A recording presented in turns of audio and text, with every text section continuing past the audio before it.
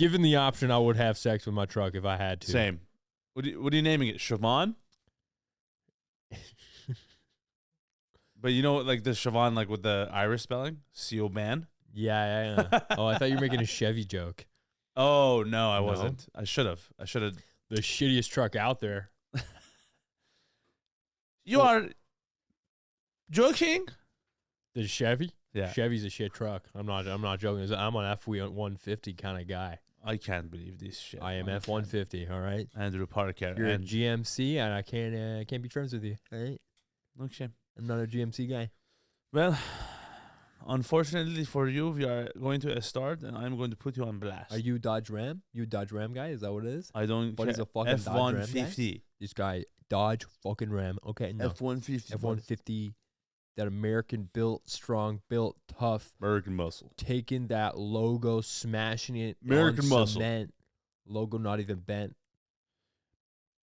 I did a video once of you know when like when you wake up in the morning and your voice is like super raspy and bassy. Yeah. I did a video one time of like you know those like fucking truck commercials like boom, boom, boom. When you wake up in the morning, do you want to eat breakfast or just drink juice? Come on down and drive the Chevy F-150. Chevy Cummins. Off-road ATV track. Drive in the mud. Drive in the water. Have your orange juice. And go to sleep. Chevy F-150. Spot on. That's pretty good. It's pretty good. Chevy. That's getting clipped. Yeah. That the bass it vibrates at a level where you don't want your wife to hear it because if you have a wife and she's listening to the radio, you hear that bassy voice vibrate. Yeah. You'd be like, whoa, pal. Take it easy, Take pal. it easy. My girl's listening. Yeah, I know. Okay. I mean, I don't have a wife, so I don't know. I'm just telling you. Yeah, it's like you can just rub it in. It's fine. Advocate that my wife can't listen to this episode. You're talking with that smooth voice.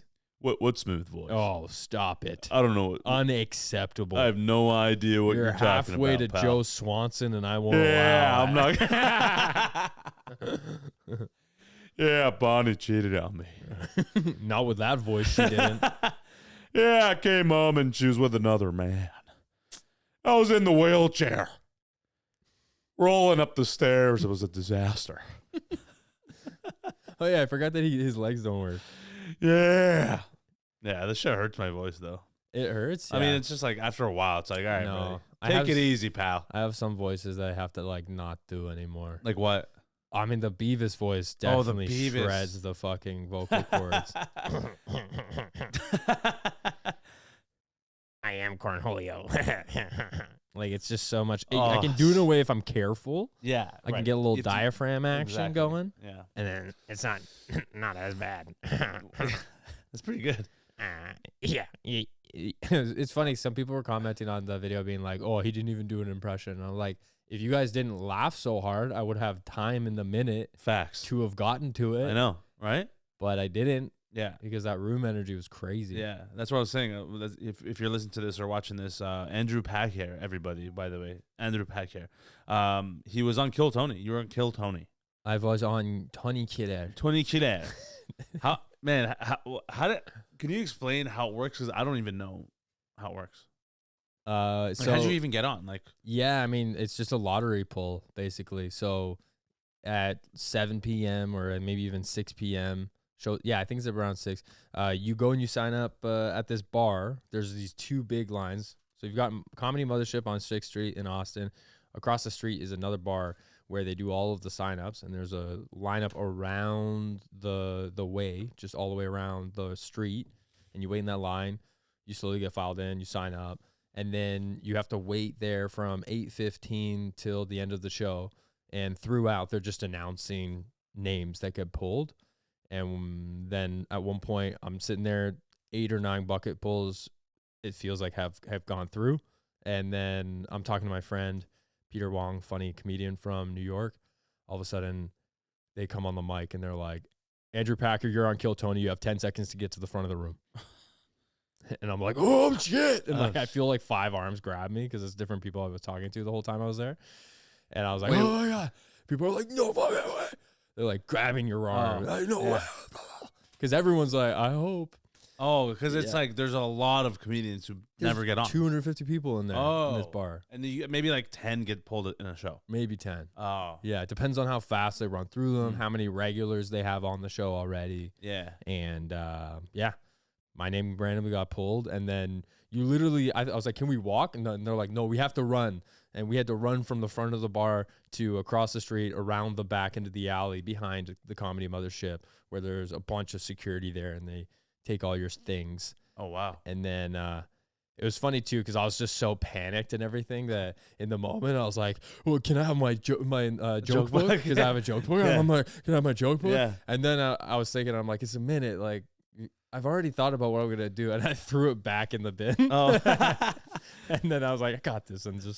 But I was super panicked. Did a quick Wim Hof backstage. Oh, nice. You need a Wim Hof. Well, especially because the guy before me, I don't know if you watched the previous segment before me. This guy pulls a guitar riff out that is better than anything I've ever heard on that show.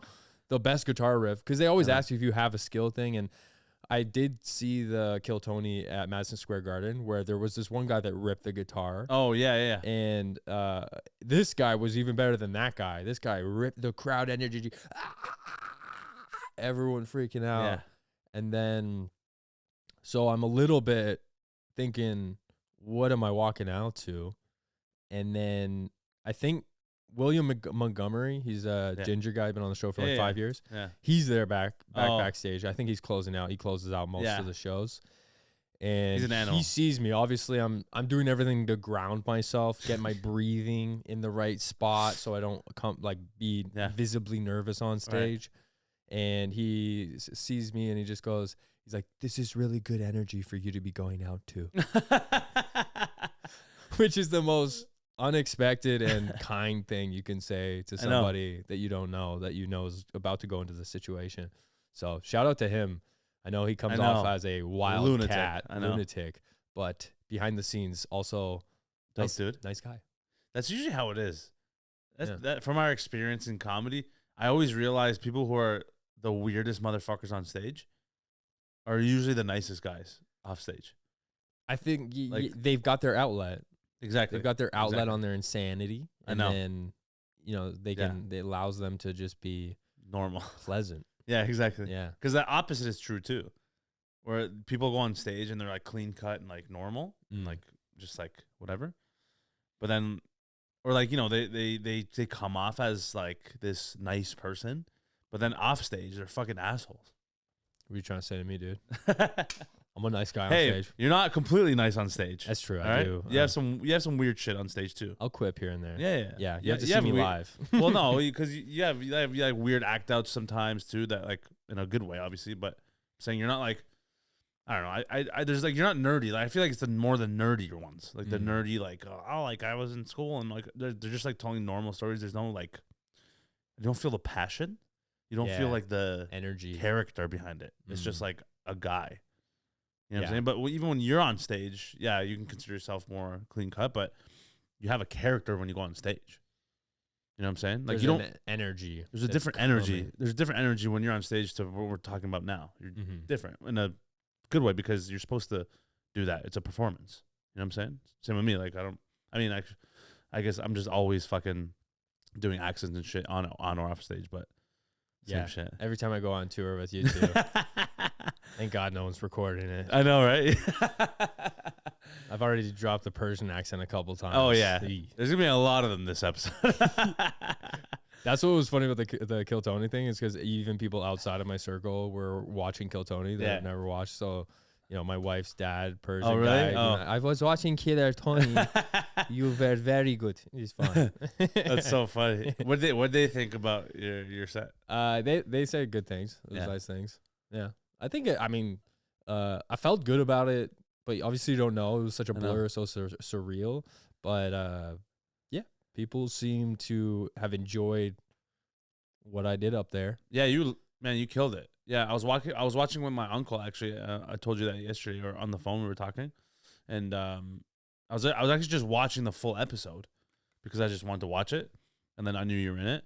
And then I was watching, and my uncle came down. He's like, "Yo, what are you watching?" I was like, "Oh, like my boy Andrew Packer is about to go on." And he's like, "Oh yeah, yeah, I've seen that in your videos or whatever."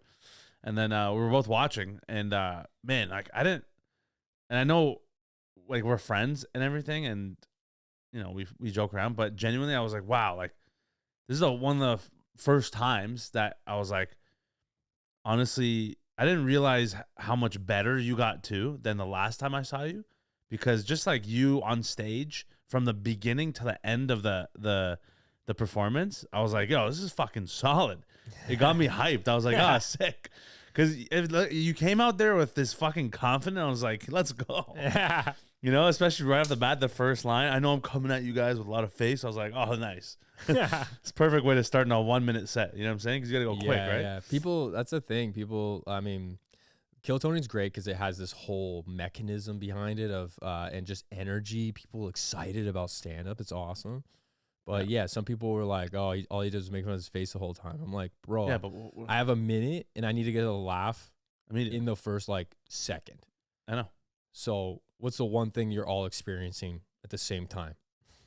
Perfect. These jagged edges, the sharp edges. Yeah. I thought you were gonna go into the bit you had about your sharp jawline. The serial killer one. Oh yeah. I think that might be too long, probably. Maybe, yeah. No, You know this what I'm talking this about, was yeah. I know the joke you're talking about. I've tried to leave or move away from everything I shot on the special. Well, yeah, of course. There is one bit that continues to survive, but it's because it evolved a bit. Yeah, and it keeps being very common in my life that we discuss it. yeah. But yeah, I kind of lost my train of thought there. No, it's good. How did you feel when you were up there? Like, what was it? Because how many people were there in the audience? Oh, it was so packed out comedy mothership. I think it caps around 250. Oh, that's a lot of people. Yeah, that's pretty good. The energy was just a bunch of people that just watched a crazy guitar solo riff. Oh, okay. So the energy is like, everyone's hyped. Yeah. But then everything just falls silent, and I look over, and and there's not that much room on stage either because it's full of the panel and the band and all this different stuff. And yeah, I mean, I got lucky because I also didn't have this bit until August. Oh, so recently. Yeah, I mean, I knew people were calling this saying I look like Beavis and Butthead, but that's like the third beat in the joke. Yeah. Because it gets it just feels better when it sits there for a little bit. I know. And then when I was on tour in August, I got to go on tour doing 5-minute opening spots for Steve Hofstetter. Yeah. And because I had to do only 5 minutes, I had to tighten this opener. Right. And so I developed it during August, and then was lucky that I just had that ready to go going in. And so I felt super nervous, but because I had put so many reps in on that joke, that I was able to come out there with confidence and just do my thing and be enjoying this experience presently. And once you get that first laugh, when you're starting a set, you get that first laugh, it all starts to clink together. You're just like, okay. But the panel was a super, that part, because that's so far out of my control. Yeah, and I just have to roll with it. Right. And so you killed that part too. I was just trying to be present. I was like, when you like feel the weight in your feet. Just connecting to stage in present moment. That's all I was trying to, when I got in my head, I started thinking about that, and then just try to listen. Oh, I mean, all the meditation helps. Yeah. Meditation and therapy. That I haven't done any therapy, but definitely the meditation. And yeah, I mean, I think I don't know. I know that they will dogpile people at times, but I didn't feel like they had any animosity towards me or anything, like they were trying to be mean shit or anything. On you? It was just like we were just the boys, just busting balls. Yeah. That's why with Big J Okerson too, when he made that joke about like you're over explaining or whatever. Yeah. Saying I cheat. Yeah. I was like, obviously, he's just trying to be funny. But you had a good response to it after too. Yeah. Was it like the double ring nose or something? It was just me acknowledging his perspective. I'm like, like I can see that you have that perspective. You have people that have double earrings don't usually believe in love. That could have been honestly a more perfect response. That's what I'm saying. Like every single thing you said on that from beginning to start, I was like, damn, that was a solid response. I was like, let's go, Packer. Yeah. You know? I mean, yeah, comedy's sick. I love comedy, and to get it to be up there and even be roasted by these guys that, you know, I definitely look up to. They have built incredible careers. Yeah. And to just get up there and you know, you get to just be shooting the shit and busting balls. Amazing. So fun. I know, right? Nerve-wracking, but fun. Yeah. When that came out of me, I was like, man, the comedy gods be shining up on here. Oh, yeah. Like, thank you, whoever channeled that through me. Of course, we work hard. I write every day. You do all you can to prepare, but, you know, the moment just presents itself and sometimes gives you something. But, well, you're prepared because of all the practice and the consistency. It's the most basic example, right? It's like the more you practice and you stick at it, then obviously when the time comes, you're gonna be prepared. Even though you like you said, it was out of your control, but like in a way you are in control because you've probably been through so many of these different scenarios just in the past. Nice little coffee. Thank you very much, my friend. Yes. Oh shit, man's got the Tim Tams from Australia. Oh, me June is bringing number one snack. Thank you, mister. Yeah, take the I don't know if this one has nut in it. I'll check. Yeah, here. Okay. But thank you. Thanks, bro. I appreciate it. If you're watching this, we got Tim Tammers from Australia here. Amazing. Gross. Look at that. Cross-continental snacks they offer you on the NeemaNaz podcast. Estupid Neema podcast. How this is the treatment that you get at this echelon you already know, man. Of entertainment. Exactly. Yeah, dude, you're on an echelon. I can spell echelon. Yeah? Yeah. ECHELON. I'm impressed. I might have fucked that up. No, echelon's the right word, I think. Echelon. I don't know how to explain it, but I know what you mean. No, I just mean spelling it. Like, you just 4-year-old spelling beed my ass, and I'm thinking, ooh, there's no way I would have been able to do that on the spot like that. You're not a good speller? Were you a spelling bee kid? Yeah, I was. You were a spelling bee kid? I had no idea. Yeah, I throughout the... Does it have nuts in it? Not? Milk, chocolate, cocoa, vegetable, soy. Flour, sugar, food color, starch, cocoa, baking powder, emulsifier. No nuts? Contains wheat, gluten, milk, soy, may contain egg, tree nuts, peanut, sesame. Oh. Okay, may contain's fine. This is a may contain is fine? Yeah, may contain. Are you sure? Every brand has to write may contain in case one of their manufacturer employees had a peanut butter sandwich and it was like just had a smear of it on his cheek and he just wiped it and then just slapped it right into the assembly line. Which will never happen. No. Well, not So like the this. actual ingredients, no. You're good. No. So, Yeah. What are the nuts that you're allergic to again? Walnuts. Yeah, do. Oh my god, that's the most Persian nut too. I know it's the sneakiest. Nut? One. It's the sneakiest. Thank one you, of all of buddy. them. Hazelnuts, Brazil nuts, pecans, and then kiwi, which is not a nut. Kiwi? Yeah, don't. You said that. Kiwi? You're attacking me for it. I mean, What do you mean kiwi? it is what I am allergic to. Okay, man. That's crazy. It's so weird. How did you know you were allergic to kiwi? I mean, I had one and aggressive vomiting as a 6-year-old. Oh, 6-year-old. Okay, Yeah. I thought it was more recent because you never told me that before. I knew you were allergic to nuts. Yeah, it's milk. You're good with milk, right? Yo, milk Milk? slaps, dude. Yeah, link that. Yo, I've been feeling regular cow titty milk lately. Well, that's all we drink is cow titty milk. Whole milk, but grass-fed milk. I know, because I went to the Good-ass feed. department store today, or Shoppers Drug Mart, which is our CVS if you're American, Yeah. and they didn't have any oat milk, and I've purchased oat milk there before many a times, and I took the opportunity that the universe was presenting me, and I grabbed a 5% milk creamer. Nice. And How do you feel? yo, shit slapped. I know. And then also the health aspect of it, like, not that I really cared about that, but so much, but people going on about, if you put cream in your coffee, you're going to get, I don't know, fat. How much cream are we talking? Look at me. Am I fucking fat? If you're doing 4, maybe if you're doing 4, but the amount of cream in your coffee is that? Is that really what's causing? No, it's not. Is it that, or is it the cake that you're eating at 11 p.m.? Probably the cake. Is it the bag of chips at 1 a.m. after when you're on the tangent? Maybe. Or is it the 15 milliliters of cream that you dappled into your coffee on an empty stomach? Is that what's causing the diet to wreak havoc 100% on your world? Definitely, yeah. It's definitely the 15 milliliters of cream that's ruining your system. It's definitely that. And that's why you've switched it out with palm oil oat milk.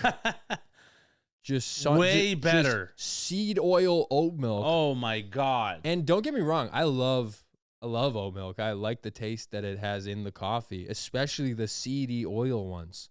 The seedy oil ones, they blend in the coffee on a level that you can't compare, because they try to give you the one that's just, hey, this is just only 2 ingredients. It's oat and it's water, and guess what? It's great for you. And then you look into your coffee and it looks like a cat puked into your coffee. There's like flakes and different pieces floating into circles. Debris. It's all just curdled almost. Yeah. As if I'm drinking vinegar milk. Oh, it looks terrible. The taste profile, not great. No. But you put a little bit of palm oil in with that oat. Ooh, we are cooking. Now we're talking. Palm oil. Even my arteries that are getting clogged we're like, yo, that's some good shit right now. Your arteries are like,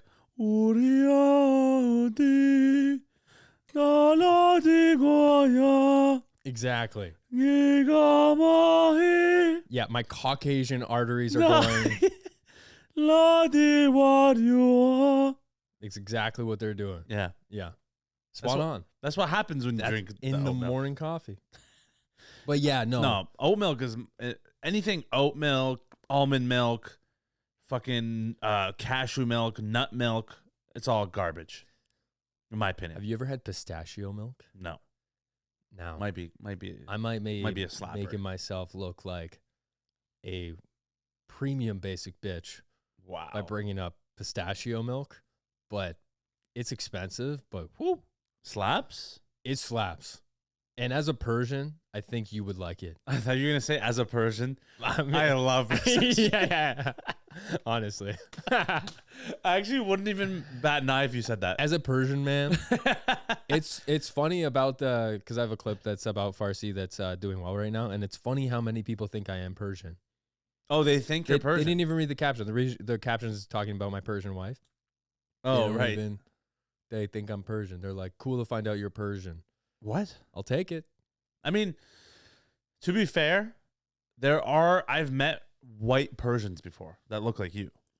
Like, you wouldn't be able to tell. Really? But they're full Persian. And they speak full fluent Farsi. They look like Ivan Drago. Yep. They look like just a sharp-nosed Swedish man. Yeah.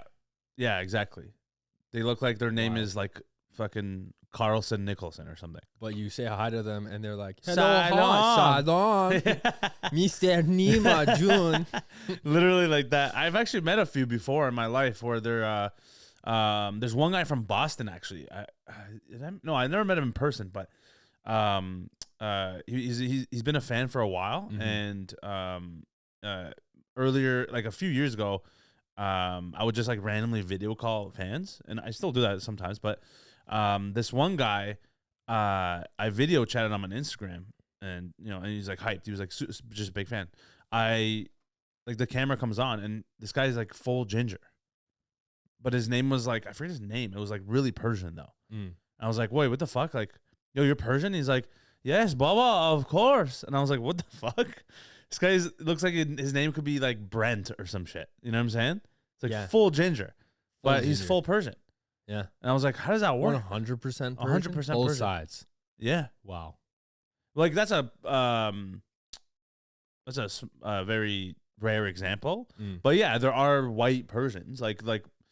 I mean, my wife, she's half German. But she's half though, yeah. There are a lot of like her too, where they're halves, but like they look full white, but they're also like super Persian. Yeah. But yeah, I've met some white Persians, yeah, like they look like they're white, but if you talk to them for a few minutes, you're like, you can see that how they're not, because Persians traditionally are considered like Caucasian. We're like Caucasian people. We're white.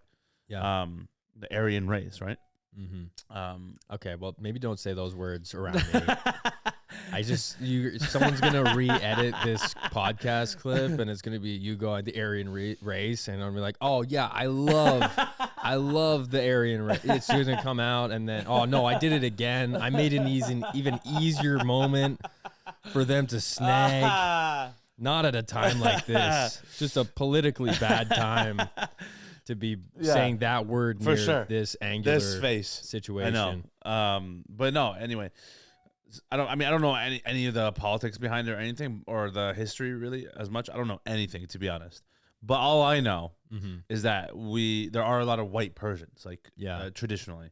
It's like a northern southern thing, isn't it? Yeah, it's more in the north because obviously the south is closer to the equator, so they're darker. They're black. There are black Persians as well, which is something I learned recently as well. I don't know if you knew that until maybe recently either, but up until like 3-4 years ago, I met a black Persian guy, and we're friends now. His name's Alex, and he's in Canada. Oh, I know him. Yeah. You met him in Edmonton. Yeah. We did tour there. We played ball. We played ball. Yeah. We did all. Yeah, exactly. So him and his brother Bars, like they're full Persian. Like they speak fluent Farsi, even better than me. I'm like, yeah. How the fuck? And then so I They're realized so Persian, they work at a Persian rug store. Literally can't be any more Persian. That's the pinnacle of Persian. Pinnacle of you have Persian rug right at the top, and then it's tea store. Yeah. And then it's nut store. Nice. And then it's gold jewelry store. Nice. And then white BMW store. What's the last white one? BMW. White BMW. Yeah. Or white Mercedes or white Lexus. Something white car. Lexus. Nice. I did that in a podcast parody Persian podcast realtors with Mark last year. And I said Lexus in the video. And he was dying because he was like, Lexus. Lexus. Is that how they pronounce it? That's so fun. Anyway, I guess I'll just mention quickly too, like the black people who are in Iran. It's a city called Bandar Abbas. That's the name of the city, and all the black people in Iran are in Bandar Abbas, and it's the most southern point of Iran. But then on the contrary, all the white Persians, Iranians, are in the north. Okay.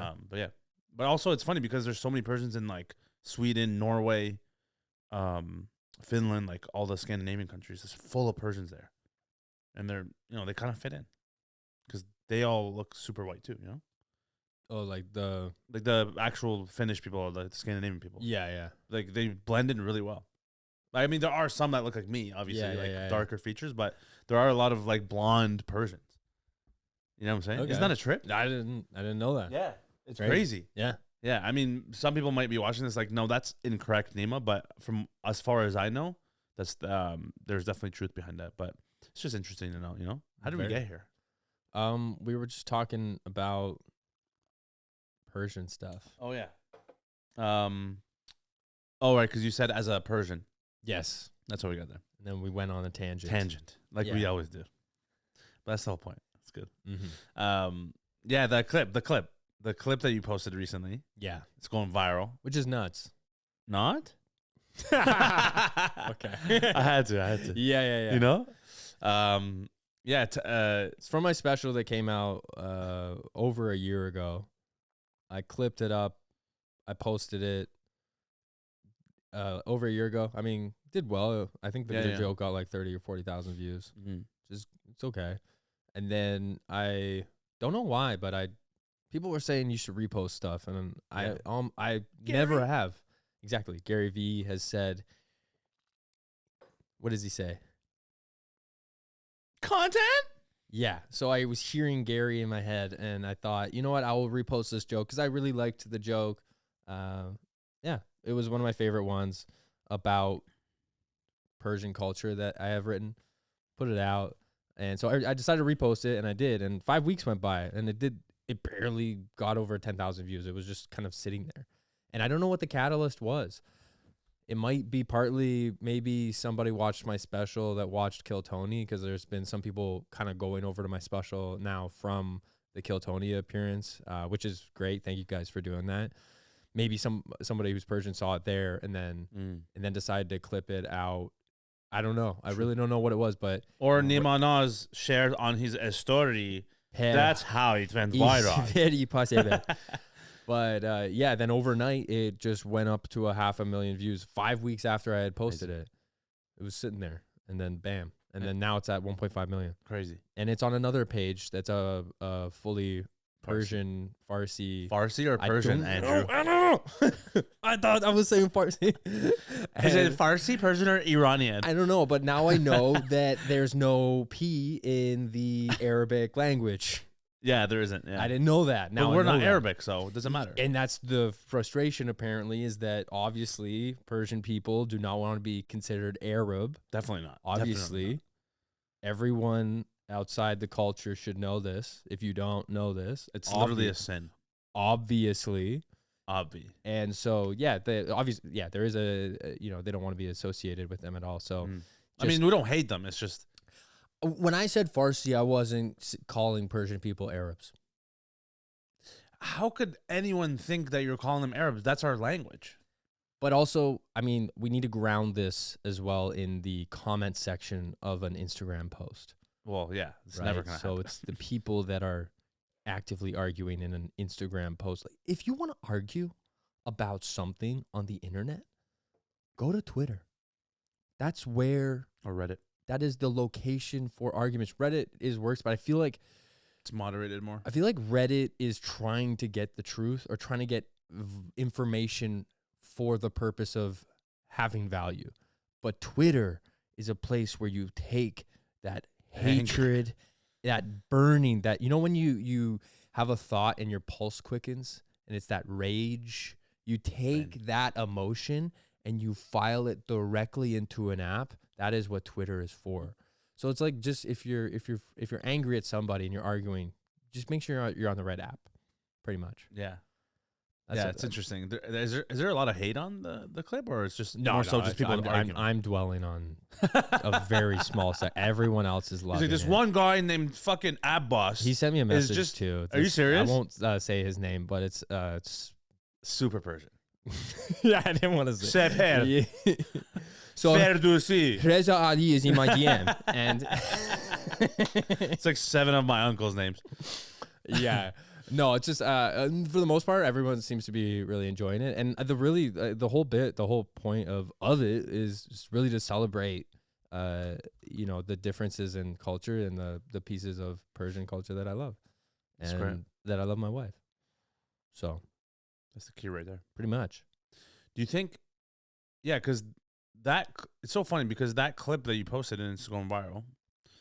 You've had stand-up clips go viral before, or is this the first one? I've had other bits do good numbers. I mean, a lot of my crowd work stuff has been the stuff that's gone really viral, but most recently I posted this other bit. It's been a crazy week on internet basis, but let's go. I had this other bit do 1.5 million overnight. Just sick. And it was a bit that it's one of the rare times that, because the social media game's all just such a mess. You don't know what's going to work. You're posting constantly. Yeah. And so much of the time you're wrong about something you think is good will do poorly. Something you think is nothing will do terribly. Tell me about it. But this was a validating moment where I was like, this bit is good. I really like it. I like the perspective of it. And I put it out and it got well received. So I have another bit that did 1.5 million. And then even on the stand-up Reddit, it got 700,000 views. So this last one? This one joke, not the Farsi bit. Oh, the different one. I have this joke about dudes being all the same. Oh, right. Let's go. Oh, right, yeah. Yeah, so that bit did well there too, and I just love stand-up lately. Stand-up is so fun. But isn't that amazing how, like we mentioned, how when you're on the panel on Kill Tony and you felt like you weren't, it's out of your control, but when you're prepared, I don't know what the quote is, but you know that quote, it's like when preparation meets opportunity, that's luck or some shit. Nailed it. That's actually the quote exactly. You nailed it.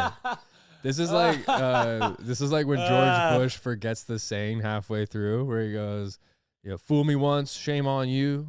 And then there's a pause that's Oh, a right. little bit too long. Fool me twice. If you fool me, you can't get fooled again. Yeah. Uh, I'm like the king of butchering shit, bro. It's crazy. Like I'll watch something like a million times, I'll still butcher it. yeah. But I don't know. It's in my own But words. you got the sentiment. I know what it is. And you're putting it through your Neema perspective filter that is always going to come out different. And that's what we love you for. How else am I supposed to express myself? Exactly. You know? Gotta be yourself, man. Hell Just yeah. gotta be yourself. Hell Still yeah. coming from the guy who does 17,000 voices. Just be yourself, man. Just be yourself. Just be yourself. What impression was that? I don't know. It's just throwing stuff out That was there. pretty good. That sounded like Sean Connery. Just be yourself. Yeah, just be yourself. I'm Sean Connery. Sean Connery. You could probably do some voices that you never really tried. I love doing voices, and it's just a matter. I get hooks, and then you know how you hook into certain Yeah. characters. Sometimes it takes time for me to develop the hook into the character, but I have my ironclad ones that I can fall into very easily. But Like what? I mean, I know you did the I Beavis use a one. lot of them a lot, so I'm trying to actively expand out. But obviously, I mean, if you're following for more Man News, I have really good impressions of the other guys that work at Man News. True. Specifically, Paul, the producer. Yeah. Spot on. Spot on. I have Pretty a good. spot on impression I of know Paul. you do. He's always walking in like, whoa, come on. That's a little bit much. I always got to look after you two, Drew and Travis. You guys just all over the place, and I'm the only one keeping this organization grounded. Somebody's got to be focusing on the bottom line. Yeah, all right, Paul. Relax, I man. know, right? And you're always with Paul, and then I get it, dude. And then I'm in here in the middle as Drew. I have to play this, but then Travis is always fucking off, our intern. Oh, Travis, Which, yeah. man, I've asked him to get me coffee, and you know that guy. Even though I've been asking for the regular milk, he keeps getting me oat. Ah, mother. Doesn't get Classic. it. Doesn't care. No. He's always. You can tell he's been ripping bongs. Oh. You can just tell. You see it in his eyes. It's red, and Yeah. I will say, it might be the high perspective. I'm not sure exactly, but he does have a really good eye for Man News. He knows the feeling. Like when he sees The Rock hit that water, he's like, yo, no way, man. Yo, that's crazy. The way it just like went in there, he was like, whoa. Like, yo, man, that's sick, dude. Yeah. He lives, breathes, and exists through Man News. Yeah, I mean, he's a diehard Man News. he is hard Man News, and he does like the herb too. I mean, He loves the herb. we smell it on him all the time, and we're like, Travis, you gotta stop doing that. And he's like, bro, I was just like out there for like a smoke break for like a second. He sounds like such a Toronto man. It's hilarious. Yo, stop it, man. It's just, I mean, and the thing is, like, I don't know how he got hired because he didn't have a resume. But nepotism? for some reason, I don't know who Paul knows, but Maybe it's you without even realizing. not me. No, I'm very much because I'm the face of the company. Yeah. I have to. I'm really just focused on the scripts. I know. I'm making sure that our teleprompter dude is really just on it, making sure that everything's nice and tight, Right. and then just you making sure that everything's well rehearsed.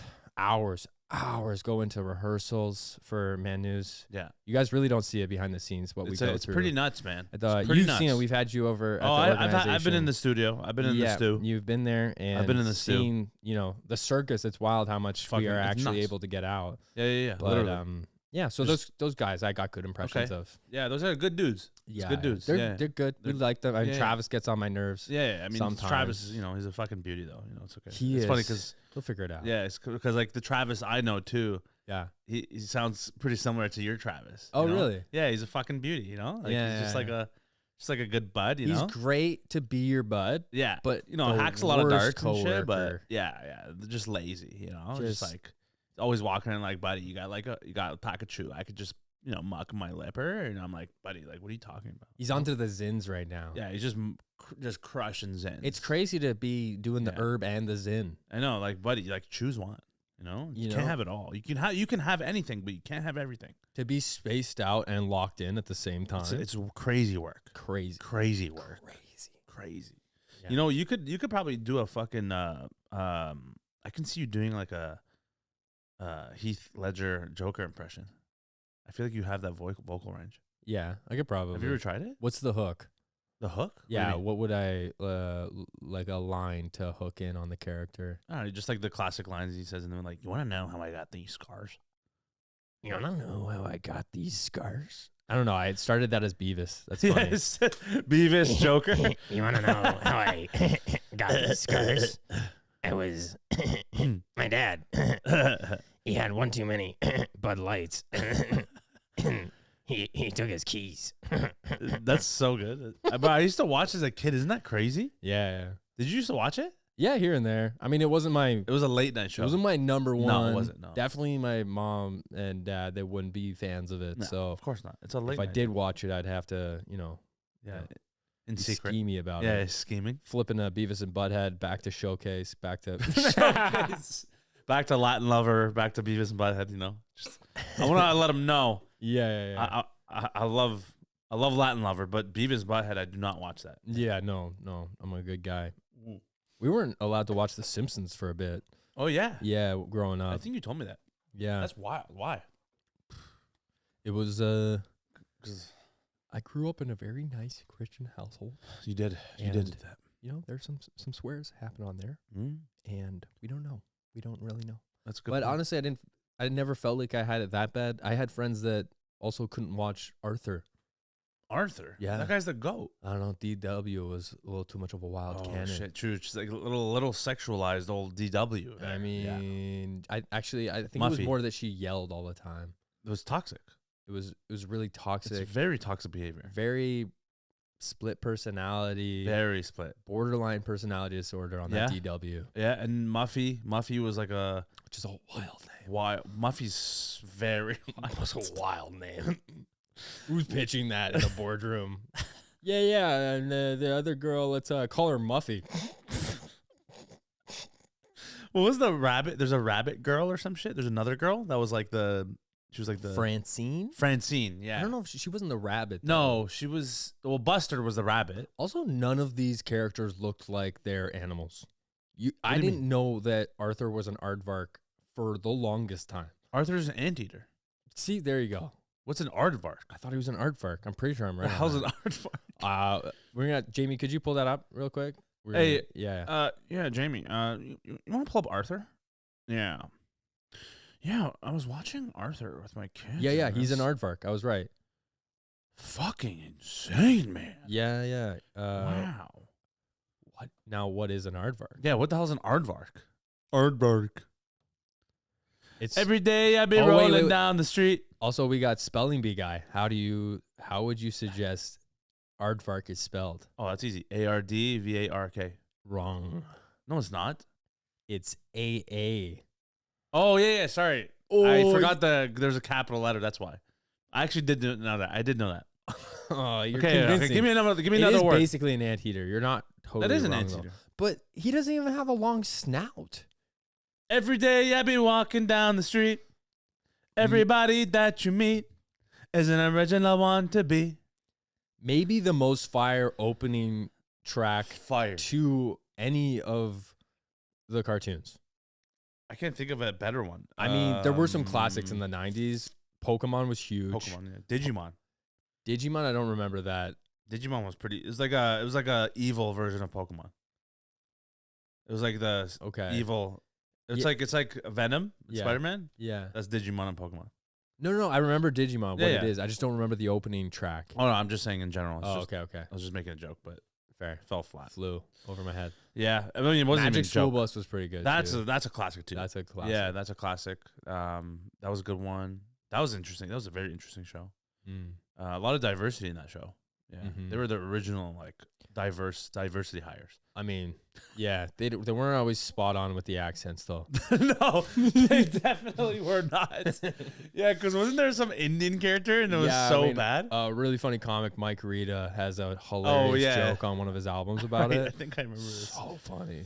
But yeah, there's an Indian Oh guy, shit! and he's in front of the pyramids. Yeah. I think I remember this joke that Mike Rita did. Yeah, long it's- time ago. Which definitely listen. He has a album called Child of the '90s. Yeah, and it's a classic. he's great. So Mhm. definitely listen to that. Damn. Yeah, I haven't seen any comics from Toronto in a while, man. Like, most people probably listening to this don't even know that I do stand up, or that I've been doing stand up for almost 9 years. You've been doing it for 9 years.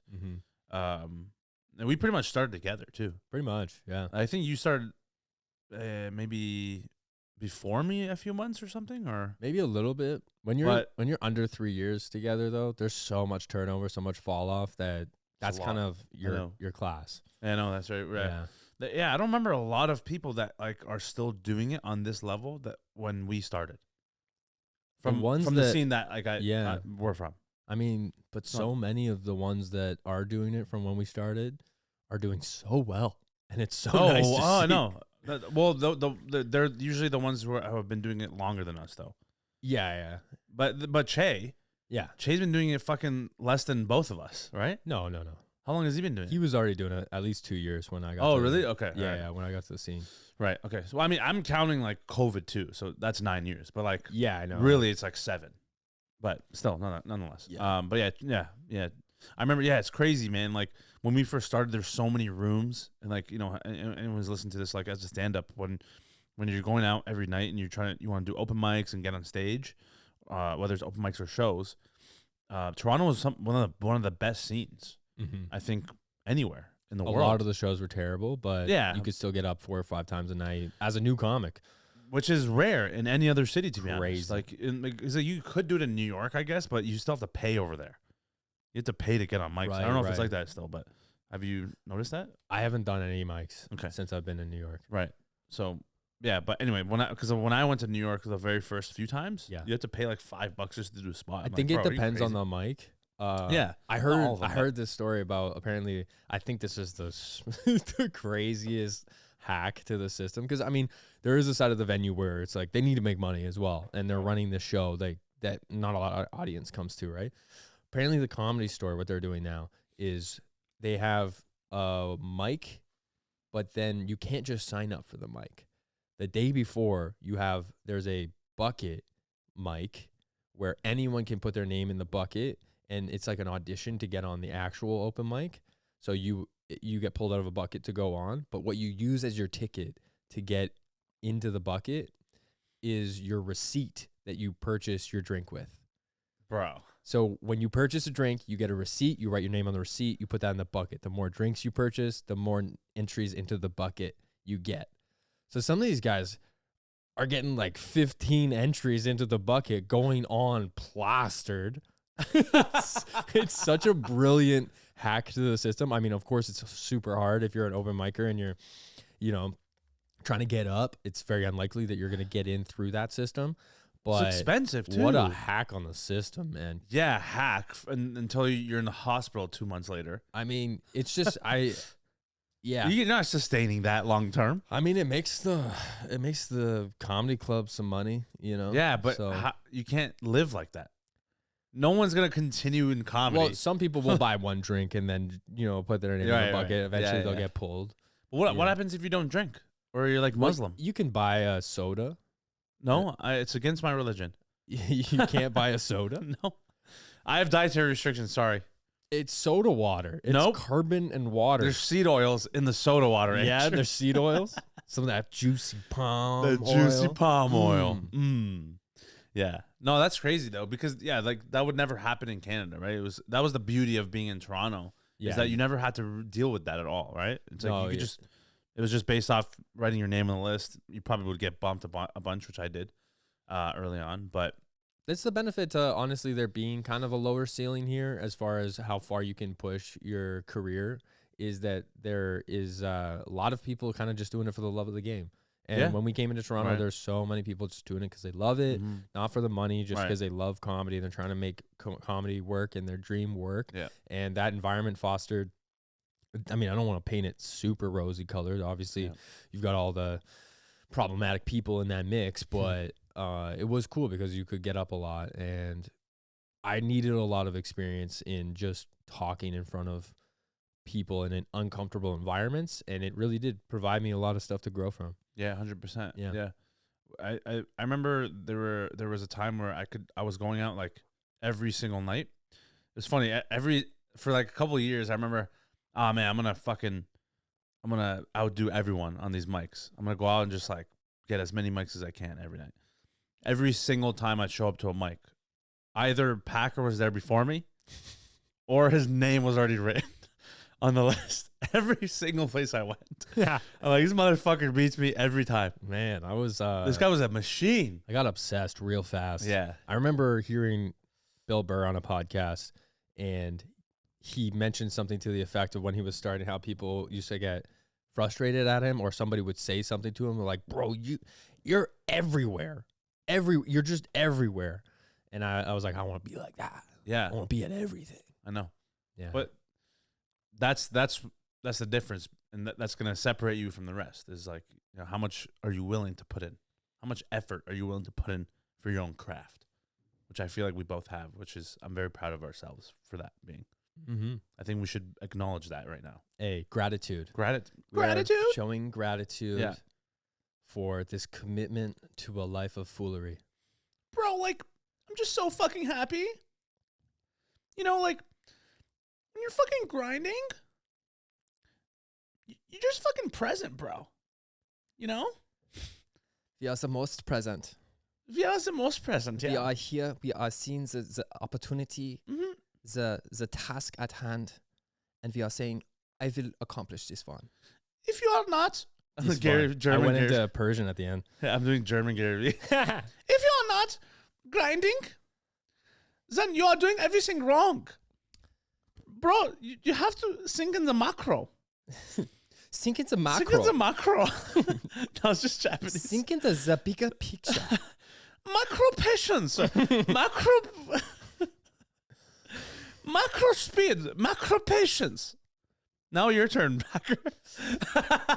I've been watching so much anime to get ready for this. I know, right? You start, like, epic music starts Yeah. playing. Dun, dun, dun, dun, as I'm preparing, as I'm getting my Hashira voice ready. Hashira. Attack on Titan. You watch that?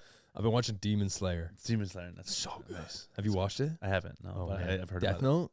I used to watch it. Yeah. If you're When I was not into anime and you want to get into anime, watch Death Note. yeah. What a I've great heard. concept. Such a great storyline. Attack on Titan too. Everyone raves about Attack on Titan. I've seen a couple episodes. Pretty interesting. You're a big anime guy? Just started. Oh, Just okay. this year Why? started watching. Why today? Why this year? It's funny. You mentioned you are interested in anime, or that you watched one anime and that you liked it. All of a sudden, all of your best friends you feel like you know everything about come out of the woodwork with 12 recommendations on what anime you should watch.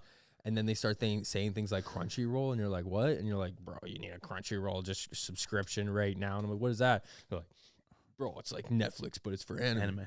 Yeah. So all my friends are now throwing me animes to watch, and That's they're all, wild. the storytelling in anime is insanely good. I know. And then I'm- if you appreciate the art form of the animation, they all are different in their own little Mhm. ways. And that's pretty cool to watch, especially when you go from where they started and you watch animes from the 90s and then you watch the ones that are coming out now. Netflix is producing some too. Yeah. I tried watching Blue Samurai. Didn't really I don't click know that for one. me. The Dude. thing I like most about animes, most of them are 22 minutes. Oh, so the short it's episodes. the perfect lunch Ah, show True. where I don't feel like I have to keep watching this and then yeah. just have to pull mentally away from it so that I can Mm. go do the things in life that I have to accomplish in order to live. exist. And then instead I'm watching some stupid show or whatever. So it's nice that they're really short little episodes. Yeah. That's another big win on the anime realm. Yeah. Is that what you watch when you're eating lunch? That's what I've been watching lately. I'm in the third season of Demon Slayer. Oh shit. Seeing what's going on with Tanjiro and his buddies.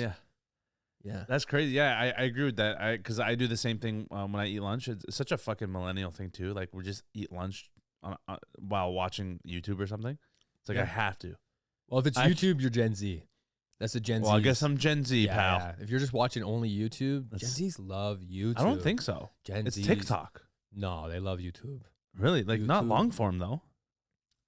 No, I don't know any Gen Z that watches long form.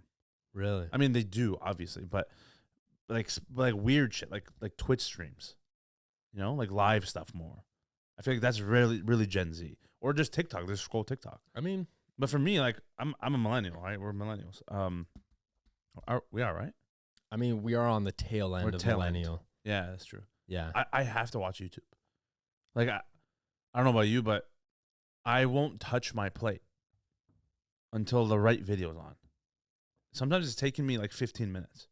It's bad. Is that's kind of your mentality about when you're looking for a video, you're like, you got to find the right video before you touch anything? 100%. Yeah. Well, because you know why? It's because like I'm going to finish this in like 2 minutes. You're going to finish real fast in only Quick. 2 minutes.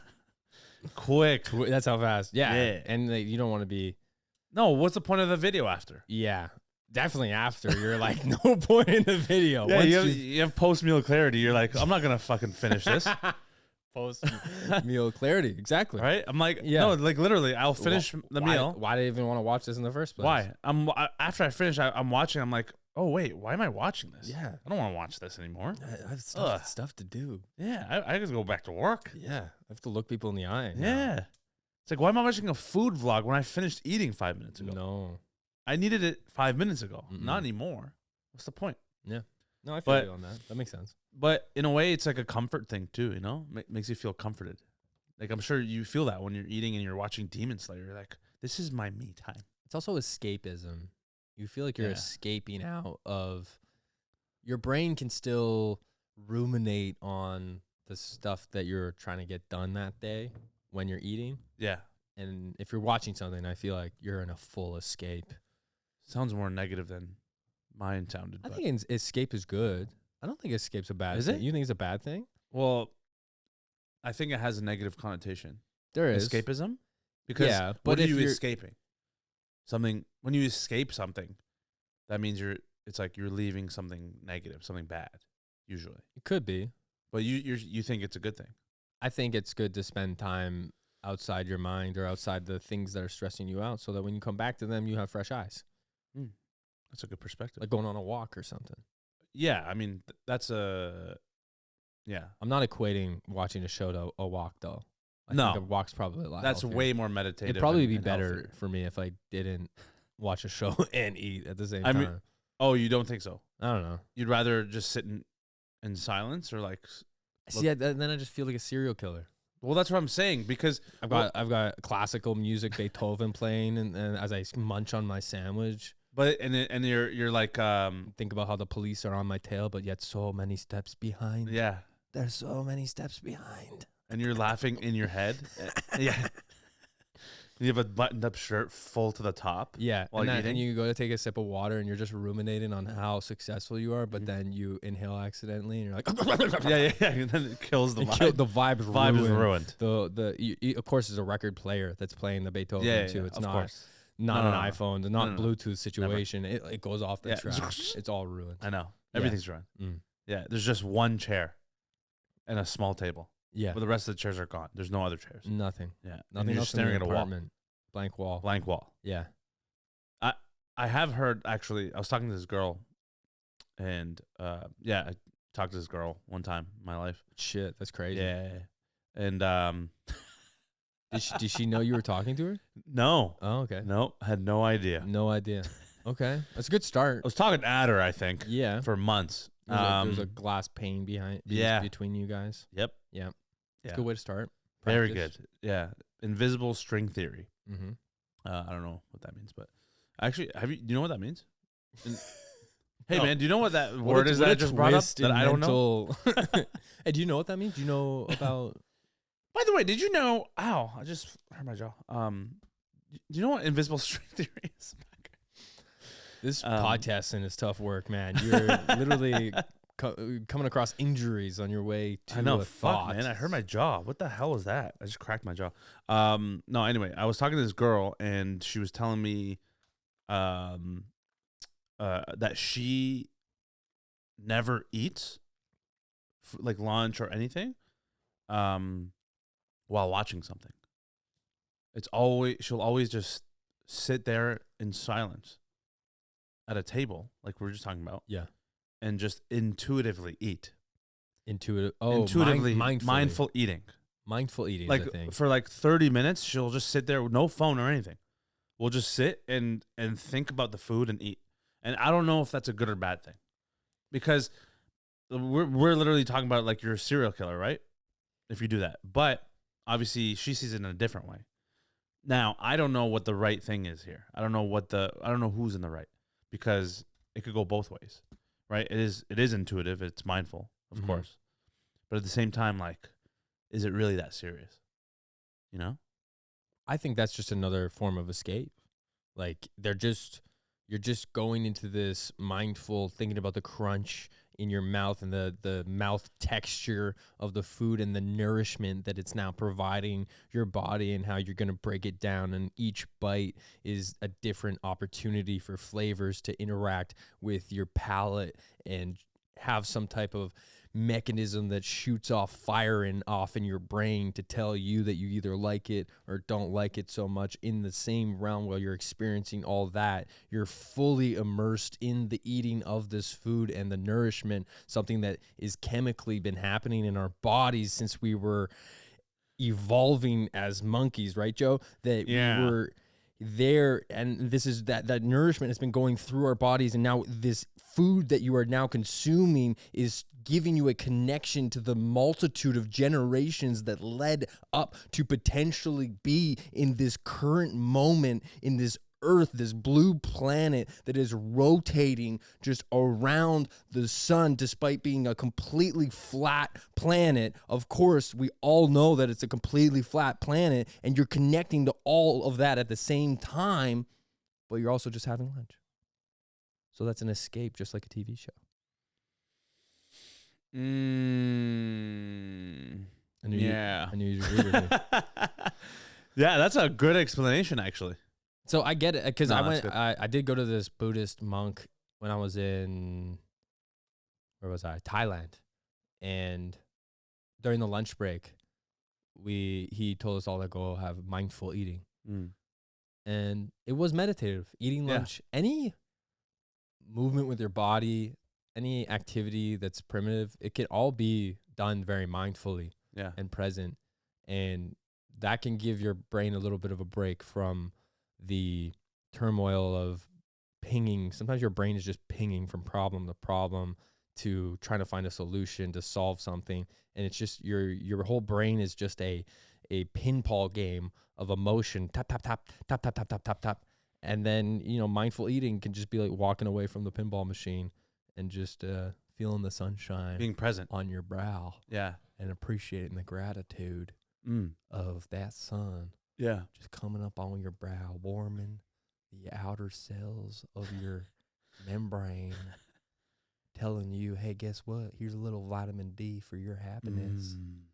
Your little vitamin D just coming on in there saying, hey, guess who's a good guy? You're a good guy. And you're like, wow, thank you, vitamin D. Damn. I need that little pick-me-up. Thanks, baby. And then now when I go back to pinball machine game, I'm going to win that game. I'm going to beat that high score. Yeah, you are, honey. Yeah, buddy. Thank you, vitamin D, for telling me I can do it. That's exactly what I do when I run. Yeah, because I've been running recently, and I'm training for half marathon, which is this Sunday. The half marathon you're running is this Sunday. Yeah. Wow. Yeah. That's scary. I know. I ran 15K Monday. Wow. Took me an hour and 40 minutes.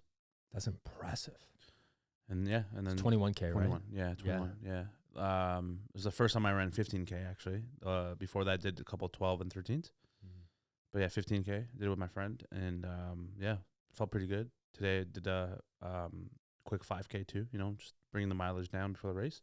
And for a few months, I was listening to music while I was running, and I thought, everyone does that, right? It's normal. But then recently, when I got back here from Australia to Canada, one of my other friends who's a big runner, and he's doing the half, and he's like sprinting. Like his pace is me if I sprinted, which is nuts. He was like, yeah, I don't listen to music or anything. I just run raw. And I'm like, what the fuck are you talking about?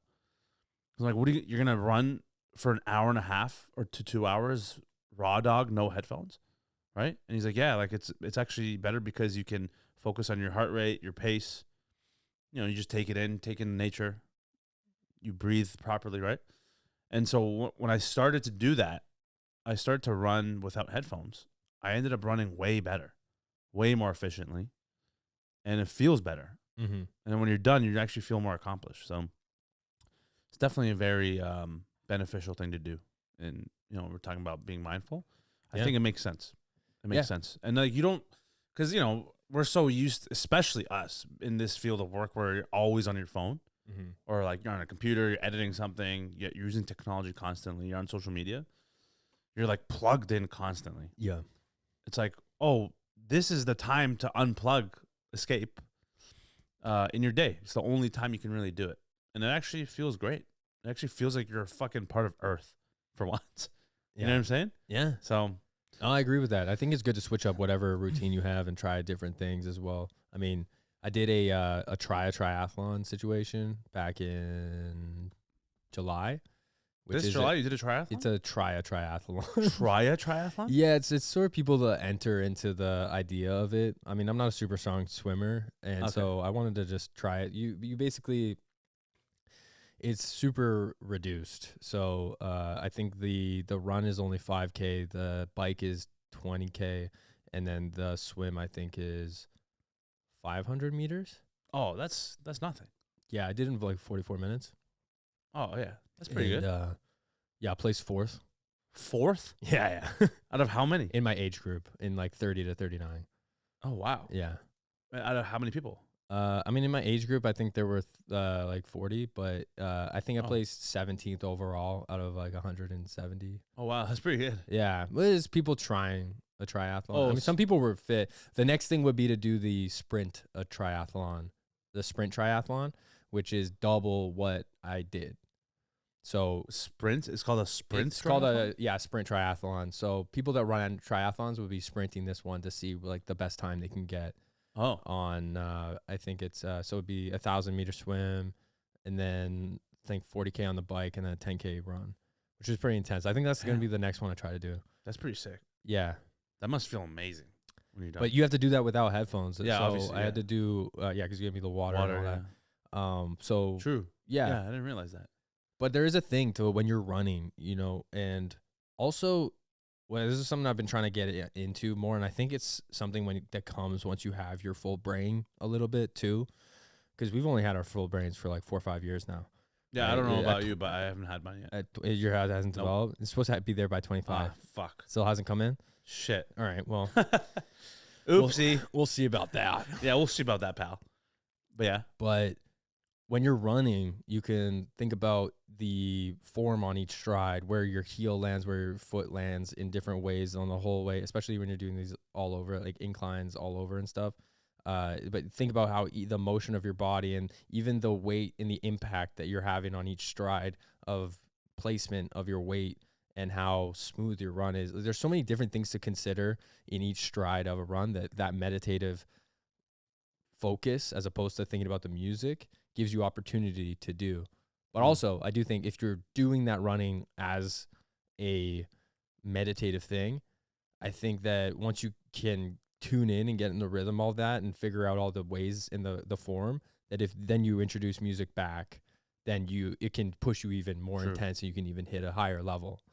So I think it's good to play with it and try it without, try it with, go Yeah. back and forth, have fun with it. Yeah. Yeah, I don't think I need to be like, oh, I have to only know music because I need to focus Yeah, like David Goggins. fucking in my mind. Yeah. Yeah. I got demons. Yeah.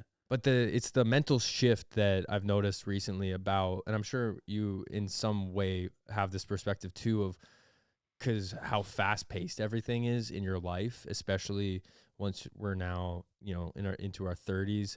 Everything's so fast paced. You've got so many different things to attend to that if something feels like it's grueling and slow, like time is moving slower because this thing is so hard, there's a relief that comes with that. Sometimes when I'm in the hardest part of my workout, I'm like, this is going to be the longest 3 minutes of your day. This is the longest 3 minutes of my day. How amazing is that I get to experience the slowness of this moment, and that it gives you, the more present you are in that moment, the more life experience you are squeezing out of existing. That's fucking unreal. More life. More life. Do you think because you were raised with, your parents are therapists, obviously, Mm-hmm. that you naturally inherited this introspection from them, or do you just feel like you get a lot of it just through yourself as well? Do you think you're fully what's it called, like fully what's the word when you're co-signed by someone? No, like you're when it rubs off on you. I think there is a genetic, obviously, there's a genetic component because they've done this. I remember reading that there were skills that they proved it in mice where skills that the dad had would naturally be known by the offspring of how to do certain things. So I think there is a genetic pour down of skills, and then I think there also is what you learn just based on. I think you learn more from the example your parents lead, than exactly what they're kind of telling you. And my parents were always working together and trying to be a united front, and showed me a loving relationship that I could learn from growing up. So I definitely benefited from all that. And then on the just psychological principles of therapy during the pandemic, I shot a bunch of videos of informative videos about therapy concepts of my parents as something to do for me because stand-up was dead, and then also something that also helps them in their business. So I learned a lot about cognitive behavioral therapy, EMDR, these different techniques that exist amongst therapists. So I did learn a lot in that realm. So that all combined, as well as my own journey spiritually and stuff that you kind of have to go off on and figure out for yourself. That I think all that combined, it's played into my current perspective. Do you think learning about all these things early on directly helps your stand up? I think the more authentic I am to myself and my own experience, the better artist I am, right? But I don't think that anything, like, I don't think if you don't have the experiences I have that you can't be great at stand-up, obviously. That's what I mean. Yeah. I think, definitely being more introspective and understanding myself, understanding the people around me definitely helps my stand-up. But yeah, because usually people say, stand-ups need to be fucked up. Need to be fucked up, or they go through trauma. Those are the best comedians in the world. And I'm like, I don't have that upbringing either. Yeah. I didn't have crazy trauma. Everyone has their own trauma. Yeah, in some way. But but you intentionally have such like a healthy upbringing, almost like more than I know that from any other comedian I know. That like, a typical comic who would be like a bitter person, or just in general in the comedy world, they'll be like, oh, like you can't be good at comedy. Like his parents are therapists and like he's healthy and his mind is like this. But I'm like, yeah, but what's wrong with that? It's like, doesn't mean you're not funny. It's just a different perspective. If anything, it's a unique perspective that no one else has. So it should actually is in your favor, because you get to kind of express that through your comedy. No one else has that experience. Yeah, I mean, that's the best part of this is being so yourself that you're your own perspective, and then if you've got your own thing going, then you get to be. And it took me a while to get there because I would absorb so many podcasts about comedians and their upbringings and their background, how they got to where they are. When you're obsessed with comedy and you're trying to make a career in something, that's very natural to just do that. And so at a certain point, it would get kind of discouraging at times. Yeah. Especially when I was, going through the stages that you have to go through in comedy when you're bombing like crazy. Oh. But then, I've kind of gotten to this flip side where I'm able to just be myself and a little bit separate from the pack because I have a different kind of perspective on life and things. And you're okay with that? Yeah. Because I feel like you probably might have felt the pressure before, I'm sure. Because like even for me, there were times where I was like, man, like I can't. This guy's life is way more fucked up than mine. Like that's why he's funny. That's why he's funnier than me. That's why he's so funny to comics. Huh? Comics love just a crazy perspective. Yeah. Because we've seen so many different versions. Right. And obviously you want the respect of your peers when you're doing Yeah, comedy, but Exactly. when you hear someone go on and just say some outlandish, honest shit about their life that's so far outside the societal norm, it makes everyone's ear just go, wait, what? Especially because comics, and we kind of develop a little bit of a fucked up sense of humor Mhm. because we're around comedy so much that it takes a Uh-huh. lot to be like, oh, that's different. Oh, definitely. Yeah. Yeah. Do you find yourself, because I'm at a point where no matter what I watch, I rarely laugh out loud anymore. I was in this rut for a while. Because it's so hard you have to protect your sense of humor when you're doing stand up so much and being in comedy. And I feel like I was in a rut for like 6 months. What do you mean in a rut? I was feeling like that. I couldn't watch stand up. Oh, I didn't react when I watched stand up. I would constantly kind of critique it I immediately. see what you did. Yeah, right. And and also couldn't get a really balanced perspective on my own act and why it wasn't starting to rip. This is post special. Now I'm trying to rebuild and build really fire jokes, and going through a whole year where none of the jokes that I've written since the special feel like they're getting to that maturity of that level and beyond. And then I don't know, it took I had a little vacation with my wife and took some time on the beach to chill, and it reignited this love for just the fundamental of just writing a joke. I was just sitting on the beach chilling, nothing to do, and just found myself writing a lot, writing jokes, and just having so much fun with it. And it just reignited my love for stand-up, and it reminded me, because there's so many ways to get bogged down. I think in anyone's career, in your life, you have all these different stressors coming at your way, and it's when you're focusing on a million things, you can't do any one thing incredibly well.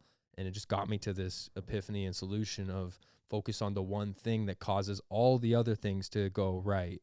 And I got back to this kind of kernel of just, if I just focus on the funny and just being funny, enjoying myself and liking that, then everything else will fall in place. So far it's going good. Since then I had like a nice thrust of new material that I was really excited about. And I've always loved stand up, but I think now that I'm through it, I can acknowledge that there was easily a 6 month rut of just couldn't even watch anyone else's stand up without being like, I hated airplane jokes, and my buddy Che Durena, super hilarious comedian, actually flipped my perspective on it, because I watched somebody's special and the first 10 minutes was about airplanes, or the setting was airplanes. It was a phenomenal bit. It was crushing, but I couldn't enjoy it just because I was like, immediately this nerdy comedy brain that's just completely unfunny is just being like, yeah, but it's an airplane joke from a comedian, like, classic, yeah. And then I was grieving about this to Che, and he was like, I actually see it as like a staple. It's almost like a genre of joke that every comedian gets to have, and you get to make your airplane joke unique. And if you can find a brilliant joke within that realm, then it shows your craft and your excellence as a comedian, because you found this pack of meat on a bone that everybody has just scraped off of. Yeah. And I heard that, and immediately my mind was like, yeah, that's a better way to look at this. It's definitely a better way. And it was part of this, these mental hurdles are always just kind of coming up in life and holding you back in your career and what you're working towards. And it's so nice to have other people around that are also doing that, but they have the way to jump over it, and they just throw it at you, and you're like, oh fuck yeah, let me take that in and move forward. That's the best. And now I got this new 10 minutes on airplanes I'm really excited about. Genuinely, I've been doing this. Buddy's out the rut now. Yo, I'm having fun with my airplane jokes right now. That's funny. Do what's your thing where whenever you do feel like you're out of a rut, other than obviously going to the beach, like you said, you were on the beach. Yeah, I mean, very lucky that I even was able financially and stuff to get to do that. Like, I know that's not an answer for everybody, but just finding your escape. Yeah, finding your way to get back to the fundamentals of what you're doing. Yeah. Everyone can do that. What's yours? What's your creative way of getting out of that rut? Do you have a certain thing you do? I think there's I mean, a lot of it's going to sound cliche, but a lot of these cliches work. But diet and exercise are number one. If those fall away, then you're mentally already, adding so many hurdles to your life. Facts. And then I think it's essentially finding your why. I think a lot of, you've heard that from a lot of motivational speakers and stuff. Yep. And if there's a incongruency, if there's a break off, a split off between your motivations and the actions that you have to do every day, you're going to find yourself frustrated all the time. And unless you can take your why and shift it back into the things that you do every day, your why is like your core belief. It's your reason to live. It's your fire that gets you up in the morning. And you find a way. It doesn't mean that you have to be currently pursuing your passion. It just means you need to find the through line of your why and how the actions that you're doing today are lined up with the direction that your life energy desires. Yeah. And so figuring out how to keep that stuff, it's like a pipeline. And if the pipeline is slightly turned into a Venn diagram and there's only that center little piece, there's all this back lot of just bullshit just spilling about. You have to get that shit locked in. Stay locked in. Get a nut. Nut and bolt. Get a nut and bolt. And ensure great flow. Right in the middle. Right middle. Flowing. Do you think having a wife helps your comedy? Not just like, with the material, but I'm saying in terms of maybe somehow motivating you in some ways, or pushing you to be the best comedian. You know what I'm saying? Like, do you see the value in having someone like that by your side compared to like just being on your own and whatever? Yeah, I mean 1,000%. She gives me a perspective that is outside my own mind, which is sick. And I know we've been together for 13 years, and the depth of trust in our relationship is huge. So I would never have to consider her intentions behind how she interacts with me. I trust her completely that she has always the best intentions for me. I know this about her. So within all that, I can hear her perspective without a filter of, skepticism. And then I just get this beautiful mind that gives me the perspective of a whole segment of the population that my mind is just not there. Like I'm straight man, 30, white guy. What? Yeah. I know. Crazy. Straight I know. and white? Sorry to throw that at you. Jesus Yeah. Christ. All right. But I have a series of experiences that kind of person has, and she has a series of experiences that she has. And a lot of people will relate more deeply with her experiences than with mine. And so in taking her perspective into my comedy and my art and what I'm making and stuff, then I have now folded in such a wider swath of people into what I'm making. Yeah. It's just like it just makes sense in that way. Yeah. So you're saying I should have a wife in order to make my comedy better? I think you need just people around you that you can trust. Yeah. And their perspective, and honest, truthful perspective, and love helps. And yeah, it doesn't have to be a wife. Well, I mean, For you, I mean, it could be a husband. Oh, I mean, If I was glad you said that. I'm just saying it's really about having another mind. That's true. That's Yeah. very true. Mm-hmm. No, it's I agree with that. I mean, luckily I have my brother, and obviously he's my older brother, so Just getting Menendez brothers over here. Yeah, I know, right? It's so crazy. He just walked in as I said that. See, we're just like fucking. Yeah. We're just on vibing. Synced up. But like someone like that will always call you out on the bullshit because no one else is gonna do it.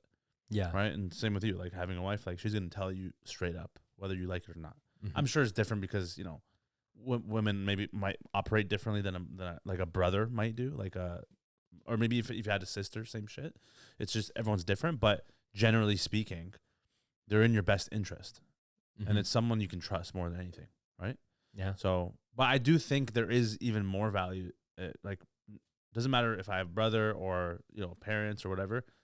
proper partner, like having a wife if you're straight, obviously. Yeah, which you would know. Which I don't know anything about. Yeah. Gay. Is even better in my opinion, because like you said, it provides this different perspective you've never had in your life. Like even if, because this is the only person who's romantically connected to you. Yeah. No one else can emulate that. No. So there's that extra element, Yeah. That's why I'm hoping, one Unless day, you're the Menendez Menendez, brothers. yeah, I mean that's true. It's fucked up, but it's not true. according to them. No, not according to them. According to them. It was dramatization for Netflix. Yeah, sure. Listen, I mean, look, I don't know. We killed our parents. Yeah. But we did not nothing have else. relations with each other. No, we were not monsters. we're not. Okay, We're not. fucking relax, dude. Relax, dude. Yeah, I gotta watch that. I saw a couple of. I'm previews not on watching that show. I watched the first episode, and I'm out. I'm kind of the mind where if a show makes me feel not good, You gotta stop. do not want to watch it. It's fair. You shouldn't. But then I think people get hooked into storylines super hard. Well, obviously, I mean, Because this happened It's with me with entertainment. this, man, society and the zeitgeist, we just love some Dark fucked up shit. shit sometimes. well, yeah. And I get it. And I mean, obviously, different perspectives, different experiences. Maybe they provide you something. I don't know. But man, it's like that rabbit show, that Baby Reindeer. Oh, Baby sorry. Reindeer. Oh, I've been Baby watching Reindeer. That. It's pretty fucked. I watched 5-6 episodes. Yeah. And Same. the thing is, literally these shows are like a shot of tequila. You have to just shoot it.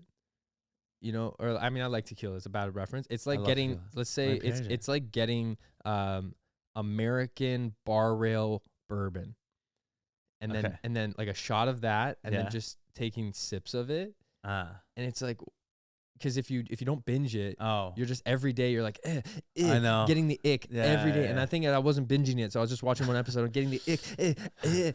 No, you have to take a show like that and shoot the whole thing down like a shot of bourbon, and then you come out of it, you're like, I know. and it gave you that feeling that Yeah. I guess you were looking for. But I didn't even finish Baby Reindeer.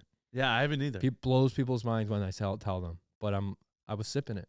It's pretty fucked up. It's a shot. Yeah, it is. I Yeah. agree with that. Yeah, because I haven't watched it in a few weeks, Mm-hmm. And I'm just if like, you put your hands off it, you're like, I don't need to. well, I'm like dreading watching it again, like resuming. Fuck that. You know what I'm saying? If it don't make you feel good, I know. don't keep I know. watching it. I know. I 100% know what you mean. Does Tara like your Persian accent now? Yes, She said she likes it. But she gets annoyed when you do it. she in the likes house. it, but she says I shouldn't have done it on this podcast. Hey Tara, if you're listening to this or watching this, take it from me. I mean, you're also Persian, but I know you're half From a full Persian. from full Persian, which still I'm pretty much fucking whitewashed too. Your accent has gotten much better. Got the most improved. You have the most improved award Yes. on this podcast officially. Andrew Pacher. It is all love. He's on, but you said you were doing it like at her house or something. Oh, it came out of me one time, yeah. Which I don't think they care. They're pretty chill about it. But I don't want to make anyone feel bad for the way that they Yeah, of course, communicate with of everybody. course. And also, shout out if you're doing it a second language. Yeah, That's I know. so hard. I mean, it's a third language for some, Yeah. fourth even. To be communicating and doing your thing, I mean, it's all, I commend it. I don't Mhm. mean anything by it. I don't Right. want anyone to feel bad about it. Right. But it's just such a fun accent. It's so fun. Because, I was at her house and she was in another room and I'm standing beside her dad and we needed her for something. And I was like, Tara. Like I said it. Tara Mara, what is happened? What is happened? And That's the best. I'm like, okay, we gotta dial then it she's back like- sometimes. she's Not like- everybody understands that it's all love. I know. She's like, Andrew, you can't do this. Not here. It's a time and place. There's just time and place, Andrew. No. Yeah. But you're doing it on stand up now too, so. Here and there, only when it's really well positioned. So you're saying you don't do crowd work and you just pull it out. The thing is, you need, if you're gonna make fun of a culture in a crowd, they need to be in the crowd. Nope. I mean, it's just if it's all white people, they just won't Yeah. laugh. But you need They won't or they will They laugh. will not. Yeah, fair. Sometimes. Unless we're in a smaller town. Sometimes, yeah. Yeah. But Depends. that's the thing. Like, you do a smaller town. You do Oh, a yeah. Persian accent. They'll Oh, come they're up not to even you and be getting like, dude, I love that Pakistani accent you just did there. And you're like, man, you really Thank you very much, sir. not I catching. appreciate your compliment. So yeah, I mean, not to shit on. I love the small towns because they will laugh without the second thought of what does this mean Right. or whatever, which is Of fun. course. We're all trying to have fun. Mm-hmm. But yeah, no, I have like some race humor and stuff, and Yeah. I can't do it unless it's a mixed crowd. But how do you know? How do you know if those people are going to be in the You crowd? can see them. Sometimes you can't, though. You can't really tell sometimes. Unless, like, I don't know, you ask someone. You're doing a 150 person room. You can do a quick scan and get an idea of what kind of pockets of ethnicities we You're have. saying when you get on stage or beforehand? During your set. Oh, like you walk on, you scan a little I'm bit. doing my set. I'm talking. Right. I'm looking at the crowd, and sometimes it's just the nuance of doing comedy as much as we do it. That I'll scan a crowd and I'm like, all right, I'm gonna skip that beat because I just know that the rate of success on this joke with this makeup is gonna be like a 40%, and is it worth it? Depending on the set, maybe it's not. Yeah, true. If it's a low stakes set, just having fun, Yeah. I'll just do it and commit to the nth degree just for fun. Right. But if I'm showcasing or trying to have a really tight set, Well, yeah, I'm trying to crush, and that's going to create an awkward moment in the flow of this joke. for sure. Yeah. I agree. Have you ever recently performed on stage and then people recognize you in the audience, like without them knowing you're there What do you mean? from your videos, From my videos? like Man News? Or Oh, yeah. Like, have you been More on so, stage? dude, this Kill Tony thing's been nuts. I was working out at just my gym the other day. Here it was in like Toronto? it was a hit workout. Yeah, here Yeah? in Toronto, doing a workout literally in the middle of the thing. And it's like the intervals. You only have 15 seconds know. between Yeah. workouts. In between one of them, this guy comes, yo, I love you, Kill Tony, man. That was good shit." You're like, And I have a hat on, and I'm Yeah, like, I don't think I look recognizable in that way, but sharp features. I guess this guy was looking at me the whole time like, that's a fucking Beavis butt. You right there, man. That's the guy. Yeah. Do the thing, dude. Do it. Do it. Do it. bro. Yo, bro. Do the laugh. Bro, do the laugh. But it happened twice in the same workout. Oh, really? Yeah. Two different people. Two different people. No way. Yeah, What was yeah. the other person? The other person waited till the end Oh, okay. and then ran up to me. Waiting Yeah. for an I hour. was like, bro, I love your stand-up, man. Oh, that's sick. Yeah, it was sick. It's nice. It's always nice. I know, right? It hasn't been like happened to me so much where I guess at some point it probably gets maybe not fun, but No. I think it's nice. No, I feel like at the rate that it is now, or even if it is every time you go out or whatever, if it's not like you're not getting bombarded, Yeah. it's just like here and there. Like that's pretty sick. Yeah. It's pretty dope. Yeah. Like, has it ever happened to you on stage though, when someone's like, "Oh man, Bad you-" news. Yeah. Like- People will shout out when I get Yeah? on. No, sometimes. That's hilarious. Yeah. Sometimes at the end of the set, because I don't really address it really in my stand-up. Sometimes at all. That I'm the Man News guy. Oh right. Do you ever wear the hat on stage, or No. you don't? Right? You Sometimes don't really I'll wear have hats on stage. but they don't notice it. I mean, if I do wear it, I hate when it casts a shadow over your eyes because I'm very physical and oh, true. expressive in my Yeah. face. That's a good point. So if you have a hat, it'll cover like half your face, which some guys work with and it works for them. But Yeah, I wear a hat a lot. I usually have it backwards so that doesn't True. happen. So they could notice, but Right. yeah, people don't put the connection through between Man News and that so often. But now they do, I think, a little bit more because this has been a kind of convergence of two worlds Mm. with the Kill Tony and the Man News.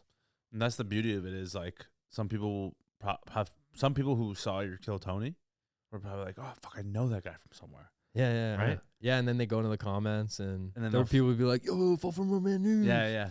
Yeah. Were there comments like that in the yeah, YouTube channel? so many. Oh, Yeah, sick. yeah. That's cool. Well, yeah, I mean, and you have a lot of subscribers on YouTube. Yeah. What do you got right now? Almost 1.3. Yeah, that's Yeah. nuts. That's what I'm saying. Like all those people probably saw your Kill Tony too. Like for Yeah. the most because of YouTube, right? That's pretty sick. That's pretty dope. Which is like, it's so good. I mean, I if you're just kind of getting on to me and you're listening to this podcast. I just want people to come to my live shows, and I want to meet people and create that live energy that some people haven't had. So if you've never been to a stand-up comedy show and you only know me from Mad News, but now with this Kill Tony, you're realizing, dude, you got to come to a live show. Of course. This is where we have the most fun. Mm-hmm. And that's what we really do all this for as well, is, the content is great because it's a good outlet to be creative and express yourself. But mostly it's to gain the audience to come and see the live shows, which is ultimately what we both love the most from the jump. Because it's the energy in the live room. Yeah. It's just unlike any other experience you can have with comedy. Sometimes you get it a little bit with a movie when you're in a movie theater, and the energy of the theater is like shouting out the right things, and you're all kind of enjoying this thing together. But in a comedy club, if you've never been to one, I mean, the experience that you have through that 1 hour and a half sometimes, that is just this visceral crescendo of laughter that people will get. The amount of times people say their bellies are hurting, their cheeks hurt. It's this release that's just incomparable to any other entertainment in that way. So yeah, if you're just watching Mad News, or you're just watching YouTube shorts or YouTube in general just for the entertainment of it, man, push yourself to go out to a live stand-up comedy show, because there's a reason why we all love it so much. Yeah. And we'll, go on the road for weeks on end, leave our loved ones at home. I've like literally. Literally, like I'm 3 weeks away from my favorite human on the planet, and it's just because I'm making this happen in these rooms with these crowds of people, and we have so much fun with it. That's how you know you're fucking passionate about something too. Mm-hmm. When you have to leave your loved one for 3 weeks. We moved away for 9 motherfucking I will months. say, first 3 days, you're like, yo. No, but I mean, almost immediately regret. Right. Yeah. It's crazy because it's like you love both things. Yeah. Both parts, right? But that's the beauty of life, is balancing those things. Mm-hmm. But it's also ultimately like you when you zoom out, you're like, there's nothing to complain about here. Life is great. You get to literally follow your dreams. Yeah. And then also come home to your dreams. Man. Yeah. You know what I'm saying? That you can't beat that. Hella gratitude. So much fucking gratitude. Yeah, man. Man, like honestly, it's like just like so sick. It's just like what else is there, really? You know what I'm saying? What's your favorite thing to do on tour? I mean, outside of the shows? No. Just the shows itself. No, I'm kidding. Yeah. Yeah. I mean, yeah, the shows are fuck the shows, yeah. The shows are definitely the best. Yeah. I love discovering a new city and picking up on what people are talking about in that city. That's so much fun. Just seeing how people live. In the mornings, I'm always trying to check out the best coffee shop and stuff. That's the first thing I'm trying to do in each city, each scene, each neighborhood. I want to find out the spot. What's the vibe like? What are the beans like? Oh, yeah. What's the scent? I know with scent, the second I walk into a coffee shop and I know what that coffee experience is going to be. I know. The second I look at the shelf and they're selling an AeroPress and a Chemex, those beans are about to slap my palate in a way that the morning is calling for. Yeah, get those arteries singing. Get them singing. And nobody buys the AeroPress. Nobody buys the Chemex there. Nobody's buying it. They just put it there as a brand statement that just says, hey, we know how to fuck up your arteries. Don't worry about it. We're gonna fucking do it right. We're gonna do it. This is gonna be roasted to perfect. It's okay to breathe in the coffee. Smell what we're putting into your nostrils. Breathe in. Breathe out. Coffee in your system. Love it. Yeah, that's a good one. Love it. Love the coffee experience. What's your favorite thing to do? Yeah, it's it's funny because the last time we were on tour together, in 2 years ago, we were doing tour shows. It's different than what I am now. It's different than what I appreciate and value now. We've got a 2.0 NeemaNaz. 100%. We're Evolved coming back heavy in this next version. tour. Nazari. Persian Verjan. Last time, I enjoyed it. Obviously, walking around, exploring the cities, and eating the foods that they had in that city or whatever. Just fucking eating whatever I wanted. Right? I didn't really think about it. But now, I care more about the workout in the morning. All that stuff, all the mental and physical stuff. I'm excited to do that on the tour in every city that we're on. Like it's almost like I'm really looking forward to it. Like it's almost a challenge. Yeah. Of man, I can't wait to. It sounds dumb, but it's like I can't wait to keep my good habits on the road. Because before I didn't really think about it. I didn't really care as much. Where I was just lost, and I just thought, I'm on tour. Like I'm here just for the shows. But it's like, no, you can't lose what you've been working towards in the practice runs. Yeah. It's like if I'm doing the workouts in the mornings and if you do meditation or breath work or whatever regularly, just in your regular life when you're not on tour, you can't forget that when you're on the tour. And so that's the thing I'm looking forward to the most and what I can't wait to do. But I feel when you're on the road, it's easier to optimize that stuff because when you're away from home and you're on the road working, you don't really have those same. There's a lot of life things you have to attend to when you're at home that you don't have to attend to when you're on the road, like vehicle maintenance, renewing your passport. All this little tedious stuff. Oh, did I file the taxes? Did I reach out? Did I buy groceries for, all these little things are like removed. And then, you're in a new place. There's a gym downstairs in the hotel, hopefully, or you just can go on a run somewhere. Yeah. Outdoor gyms are legit if you're in a place that's warm. True. So yeah, you can optimize for, workout, create, show. Yeah. And it's just such a It's fun. focused, creative endeavor. 1 second, please. I wanted to mention. It brings me to what I want to mention now is the way I got to this. A little bit of it was inspired by you actually, because This guy just brings me over on this show to pump my tires. This guy. Oh yeah, okay, yeah. Just pumping away. Hey, I just gotta do my duty. So what is this? The gas station show? This guy's pumping my tires. It is. It's corner gas. So last time, once again, when we were doing shows together in 2022, if you're listening to this or watching this, I had a tour 2 years ago. It was called "I'm Your Sugar Daddy." If you want to watch the special, it's on my channel right now. It's okay. It's not my best work. I'm not. Okay, pal. I'm way past it. I'm over it, but it's still me. It's still very me because at the time. It's still a great piece of comedy. It's a great body of work you put out. Sure, yeah. It time capsules your trajectory and your evolution. It's you forget that I feel sometimes the same way about my special, but people will come across it and they'll love it. Yeah, of they course. love your shit. Yeah. So definitely, if you haven't come across of it, this is a nest egg of a piece of content that a lot of work went into, and you should watch it. Yeah, no, I appreciate that. Exactly. And yeah, it's definitely good for what it was at the time. And but it's obvious, you're always evolving. Like you're supposed to feel like you're beyond it. Right, which I am. And honestly, a few months after we dropped the special, I was like, oh man, like what is this? Like I'm way better now, which is how you're supposed to be. And then this new tour set's like fucking gonna blow this one. Can't wait to see it. Way better.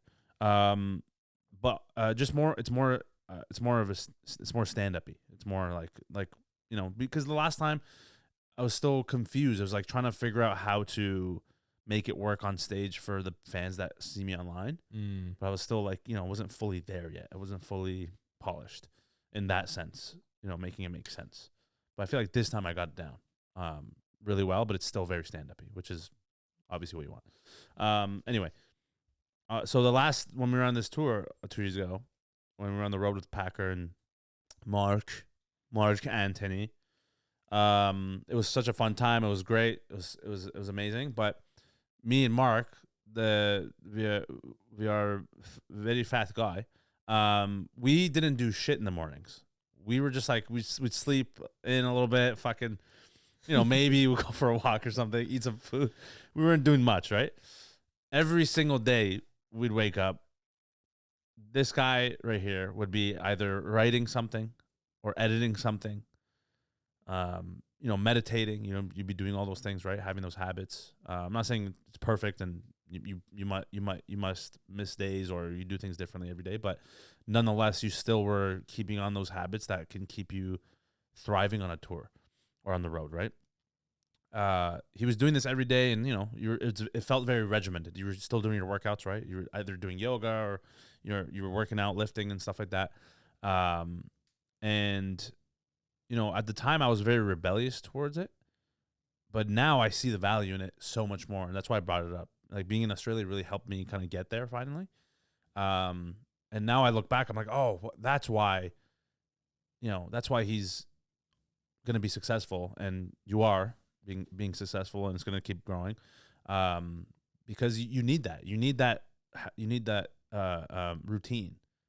The routine fucking matters more than anything, no matter if you're on the road or at home, because without that foundation of humanness, of high performance as a human, you're not going to be able to perform as an entertainer, a comedian, actor, right? So that's why I took away some of this, like I mentioned, the routines on the road from you because of the last time. And now that's why I'm so looking forward to it, because I'm like, I'm going to be like Pac Hair on the road. You know what I'm saying? Well, I think I can't take all the credit. I mean, I think you're for sure, you willed yourself into the unknown by moving to Australia, which is such a scary thing that a lot of people wouldn't do, especially somebody that's as far along in your career as you are, to leave, the hub of your followers and stuff, to pull the supply of you to go prioritize your health, man. Like, that's such a huge, scary, daunting task. Inspiring. I'm also inspired by that, and I'm sure a lot of people that follow you, that's probably very inspiring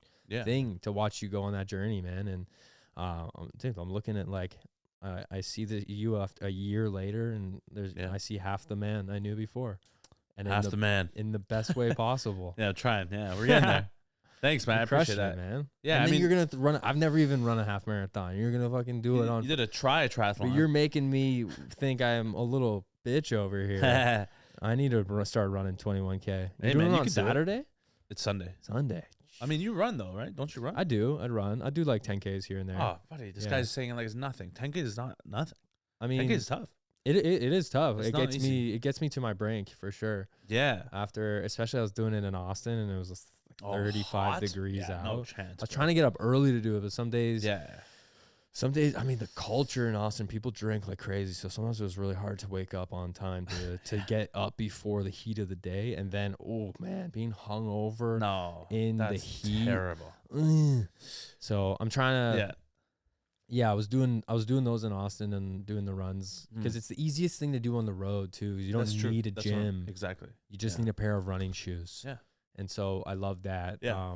But yeah, now you got me wanting to do a half marathon over here. Yeah, I mean, if you want to do it, then I would recommend anyone to do it. I would come on Sunday, but I'm out of town. Yeah, otherwise, it's all good, man. Otherwise, I would be there. Yeah, for sure, man. Mainly to support, but like also Yeah. I could because I could like run it. Like for you sure. think No I couldn't problem. run it. I could fucking run it. No, I'll run right now, bro. After this interview, man, Bro, I'm fucking. Fuck the interview, bro. Let's run right now, Yo, bro. like, 21K literally, just now. Let's just do it with a podcast. Yeah. We'll just do run it while we're doing podcast. Yeah, we'll run podcast. Run podcast. Run pod. It's the Run pod pod. run. Pod run. Yeah, run pod run.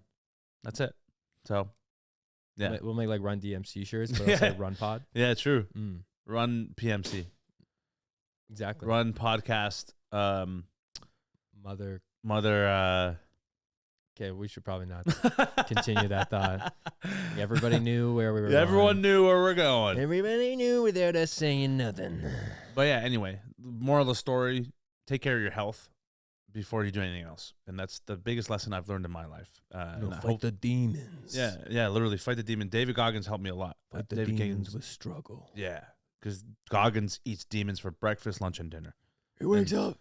He need to eat the demon. Was that Joe Biden? Hey, I've been eating demons since, Hey, Hey. Hey. Whoa, hey. Hey. I am president. Am I still president? Hey, That's pretty good. Yeah. I am president Yeah? of the United Arab Emirates. Wait, is that right? Hey, man. Hey, Joe, do you know any Persian people? Persians. Iran will not develop nucleus Nucleus? of the plant. Wait, yeah. Do you know Persian people, Joe? Persian is what's that? You mean they make wine, Nope. champagne. Nope, not at all. Not even close. So you don't like Tadig? Joe Biden. Tahoe. Yeah, when I was 19, I went into one of those. I went into one of those bars where they had those the tassels. And, Yeah. I changed Not- my world. Not the same thing at all, Bad. Ooh. What? Yeah. Dude, how's your face not cramping up right now? I'm not cramping. This is just my face. Yeah. I want to pass out looking at this. I am president of the United Nations. I'm going to throw up. Huh? Hey, who shit my pants? Hey, if you haven't shit your pants this afternoon, you don't deserve to be president. True. That's facts. Because if you shit your pants, Yeah. nothing will phase you otherwise.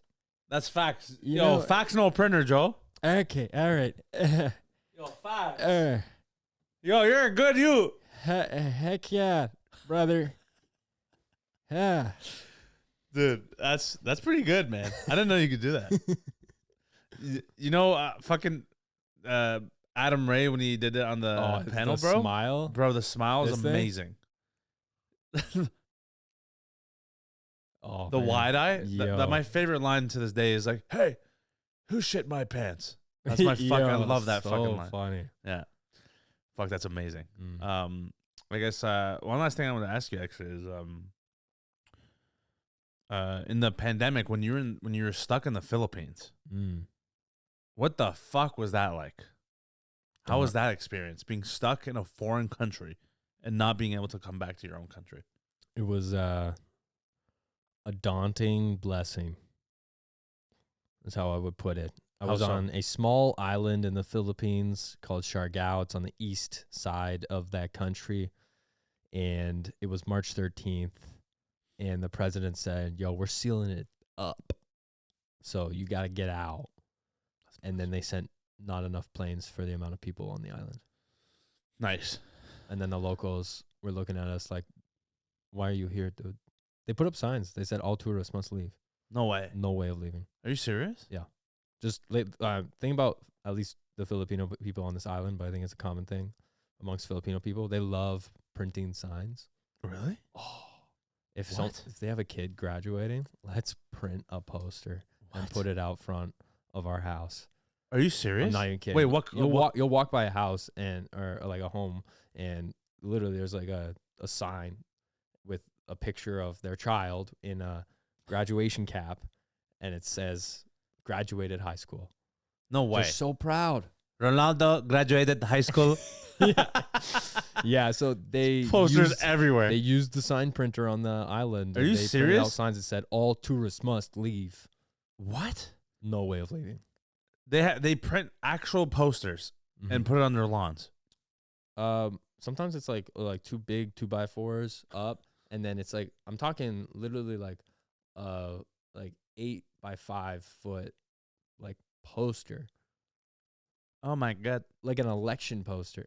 What? You think their child's running for office? that's hilarious. Yeah, And they just graduated. and they graduated. Look at my son. Or sometimes it says that they're going like what university they're going to. No way. Yeah. Or sometimes and maybe the big ones are only for if they graduate university. Maybe that's like the extreme Oh, thing. that's hilarious. But yeah, it's pretty cool. And they're just like pointing it out with people walking by. Look. Yeah, pointing with their lips. Look. My son graduated. The uncle's there with his belly. With the belly. Crushing beers. Yeah. That's So- hilarious. No, it was. I mean, obviously foreign country, and we all thought zombies were possible. So that was. Remember the first 2 weeks of the pandemic? We're like, what kind of virus we cooking? Oh, You know, is it turning people into zombies? What do we True. got? We don't know. yeah. Sci-fi mind is running rampant, trying to figure Yeah, out what yeah. this is gonna be. I do remember that. So yeah, and then obviously their police were scared about the whole situation, and you have people in power reacting with fear. That's even scarier for everybody else. Yeah.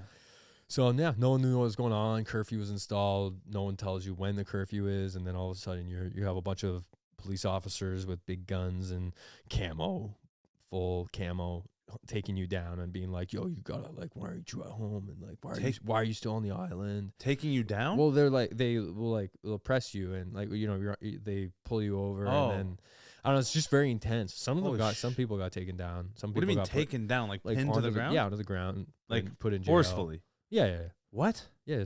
I mean, That's crazy. there's a lot of the French people. Ah, that makes sense. They're really against the authority. You would not. I don't fucking care. You know. Do not touch me. I don't respect the police in my country. I don't respect you. This is not going to happen. And then all of them right into the jail. Wow. Yeah. There's no baguettes in jail either. None. No croissant. Just a bunch of frères Jacques. Yeah, just a lot of balut. Mhm. They had to eat balut in the Filipino jails. Yeah. Imagine a French person having to eat other people's food. They'll be pissed. I mean, the one thing that people did say, anyone that got held up at a spot during COVID in the Philippines, it sounded brutal, but the one thing they always said, the food pretty good, Well, yeah. Yeah. That makes sense. because you've got like an ate just making Yeah, it on yeah, the side, crushing- and she's crushing just like, Mango sticky rice. Just yo. present. You want some? yeah. They made the coconut milk earlier that day. Yeah, That was the pad thai must fucking slap there. in Thailand. Sorry, not pad thai. Like adobo and shit. Like that. Adobo. Yeah, but also I was on an island, so Oh, they this had thing different called stuff. Kinilaw was my favorite Kinilaw? dish. It's a ceviche with Oh. coconut milk, and then you put it on rice. Unbelievable. And they usually eat it with like pork. Is there a lot of pork? They eat a lot of pork there. I love chicharron. Chicharron. Oh my Oh god, man, so bro. good. The dense Bruh. one, the tight dense one, the puffy one. No, is it whatever? the The dense dense one. tight one. Ooh. Oh my god, I want to eat all of that. Yeah, I could eat that. Oh man, I have to control myself when I go to the Filipino store and I buy those, and they come Holy, into the bro. house. Ooh, I have to control myself. Oh. Yeah. So it was scary at first, but also just a blessing because the unstoppable experience. I mean, just one that I will cherish with me forever because I got to experience Filipino culture on a level that most people would never get to if they Facts. don't live there. And I was there for 7 months, so That's I was crazy. climbing coconut trees. I know how to harvest coconut wine out of I know how to get tuba out of the flower of the coconut tree. I was climbing it 3 times a day. I was pulling down coconuts off of the trees That's nuts. and making coconut milk. I was fishing with a machete in low tide into the sand for clams. Got really good at it. I could pull out 2 full bags of clams after an hour. It's crazy. You're local. I was spear fishing, catching small fish, but still some fish. And yeah, it was just like a real big blessing. I was running stand-up comedy shows on the island. Oh right. I yeah. put in a Facebook group. I would be like, "You want to be the next Joe Coy?" And I get locals to try 5 minutes. Are you And serious? I would host the show, bring on locals, and then close it. And I ran one of those every month. That's sick. Yeah, I felt so fortunate because nobody was doing comedy at that time, Oh. and then I got to do this monthly show that was mine You're just crushing. and crushing. I was the island comedian. You're the king. Yeah. It was great. Well, no, I was like, they would call me idol. I think they say that Idol? idol for like someone who's like, I don't know, like in the entertainment world. Oh, okay. Yeah. Right. And they love Or that. they Filipinos look up love. to. I know all my jokes were figures. about the Philippines and the Oh, experience you're we're doing all local having. shit. Yeah, I was yeah. doing some local stuff. Yeah. Yeah, you have to. Yeah. Yeah. To fill that. I was doing like a new hour every month. That's so crazy. It was like, yeah, it was a lot. When you go back, you're gonna fucking crush with the Oh, material. man, I would love It's to. so much. I really want to go back. But Yeah, I want to go there too. Yeah.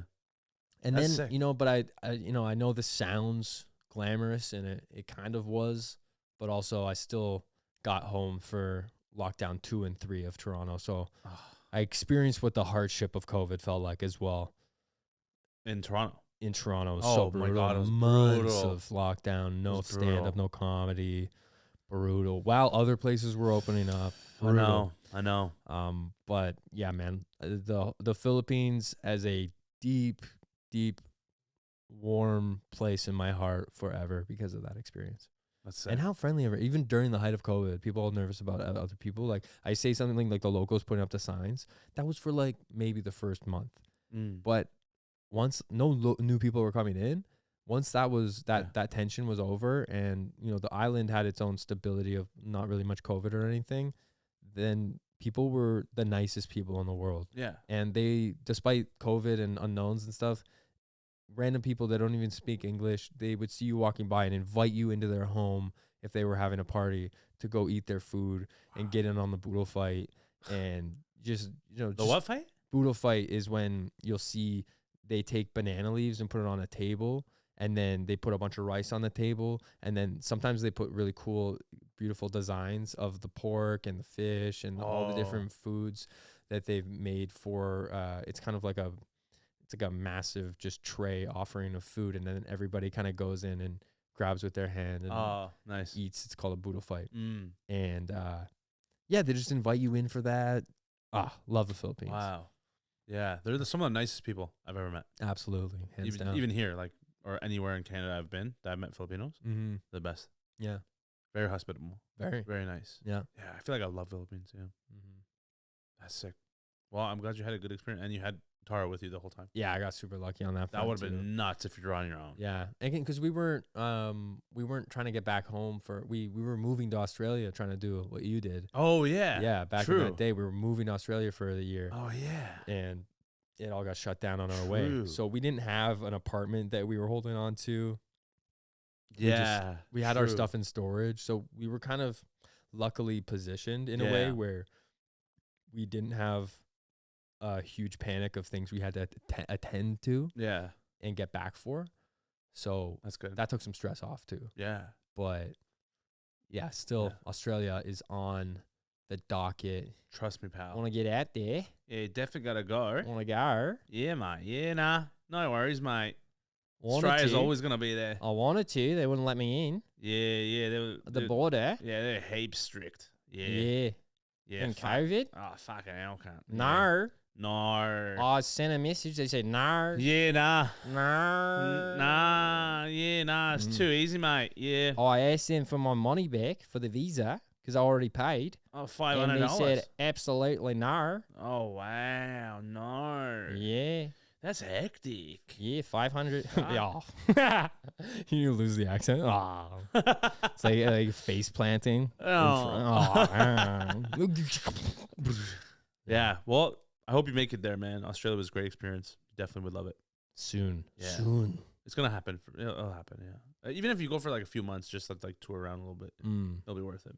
Does any promoters want to have me out? Yeah, mate. Yeah, just gonna head down to fucking Australia, mate. Yeah, gonna get Andrew Packer. He's a great new comedian in Australia. So if you want to check him out at the Sydney Theatre, Opera House, tickets are live on the website. There's the radio guys over there. Yeah. This has been Ginny and Dev, and we're gonna head down to the radio station later. 103 Sydney Radio. Definitely give us a call, and we'll pick up your calls, and we'll have a conversation. All right. Sounds like my tour is already selling quick. Yeah, mate. Yeah, no worries, mate. No. Thank you for having me Yeah. on this Sydney podcast. Yeah, it's no worries, mate. Yeah, we're gonna have a cheeky Vegemite later. Oh. Yeah. We brought some Vegemite from That sounds Australia. terrible. It's terrible, yeah. Oh, it sounds terrible. Well, these are from Australia. Tim Tam. Yeah, Tim Tams. Were they Tim good? Tam. That should be a good way to close out the episode. Yeah, try one. We'll Try it Tim right Tam now. Do a out. little taste test.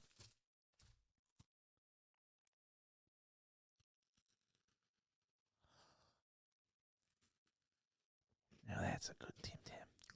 ASMR crunch. How was it? You like it? It's good shit. It's a It's a good wafer. Good wafer. It's got great Yeah. crunch.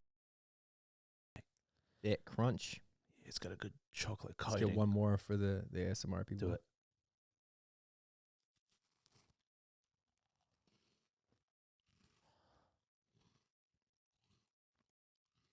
Fucking hell, mate. Now that's a good crunch.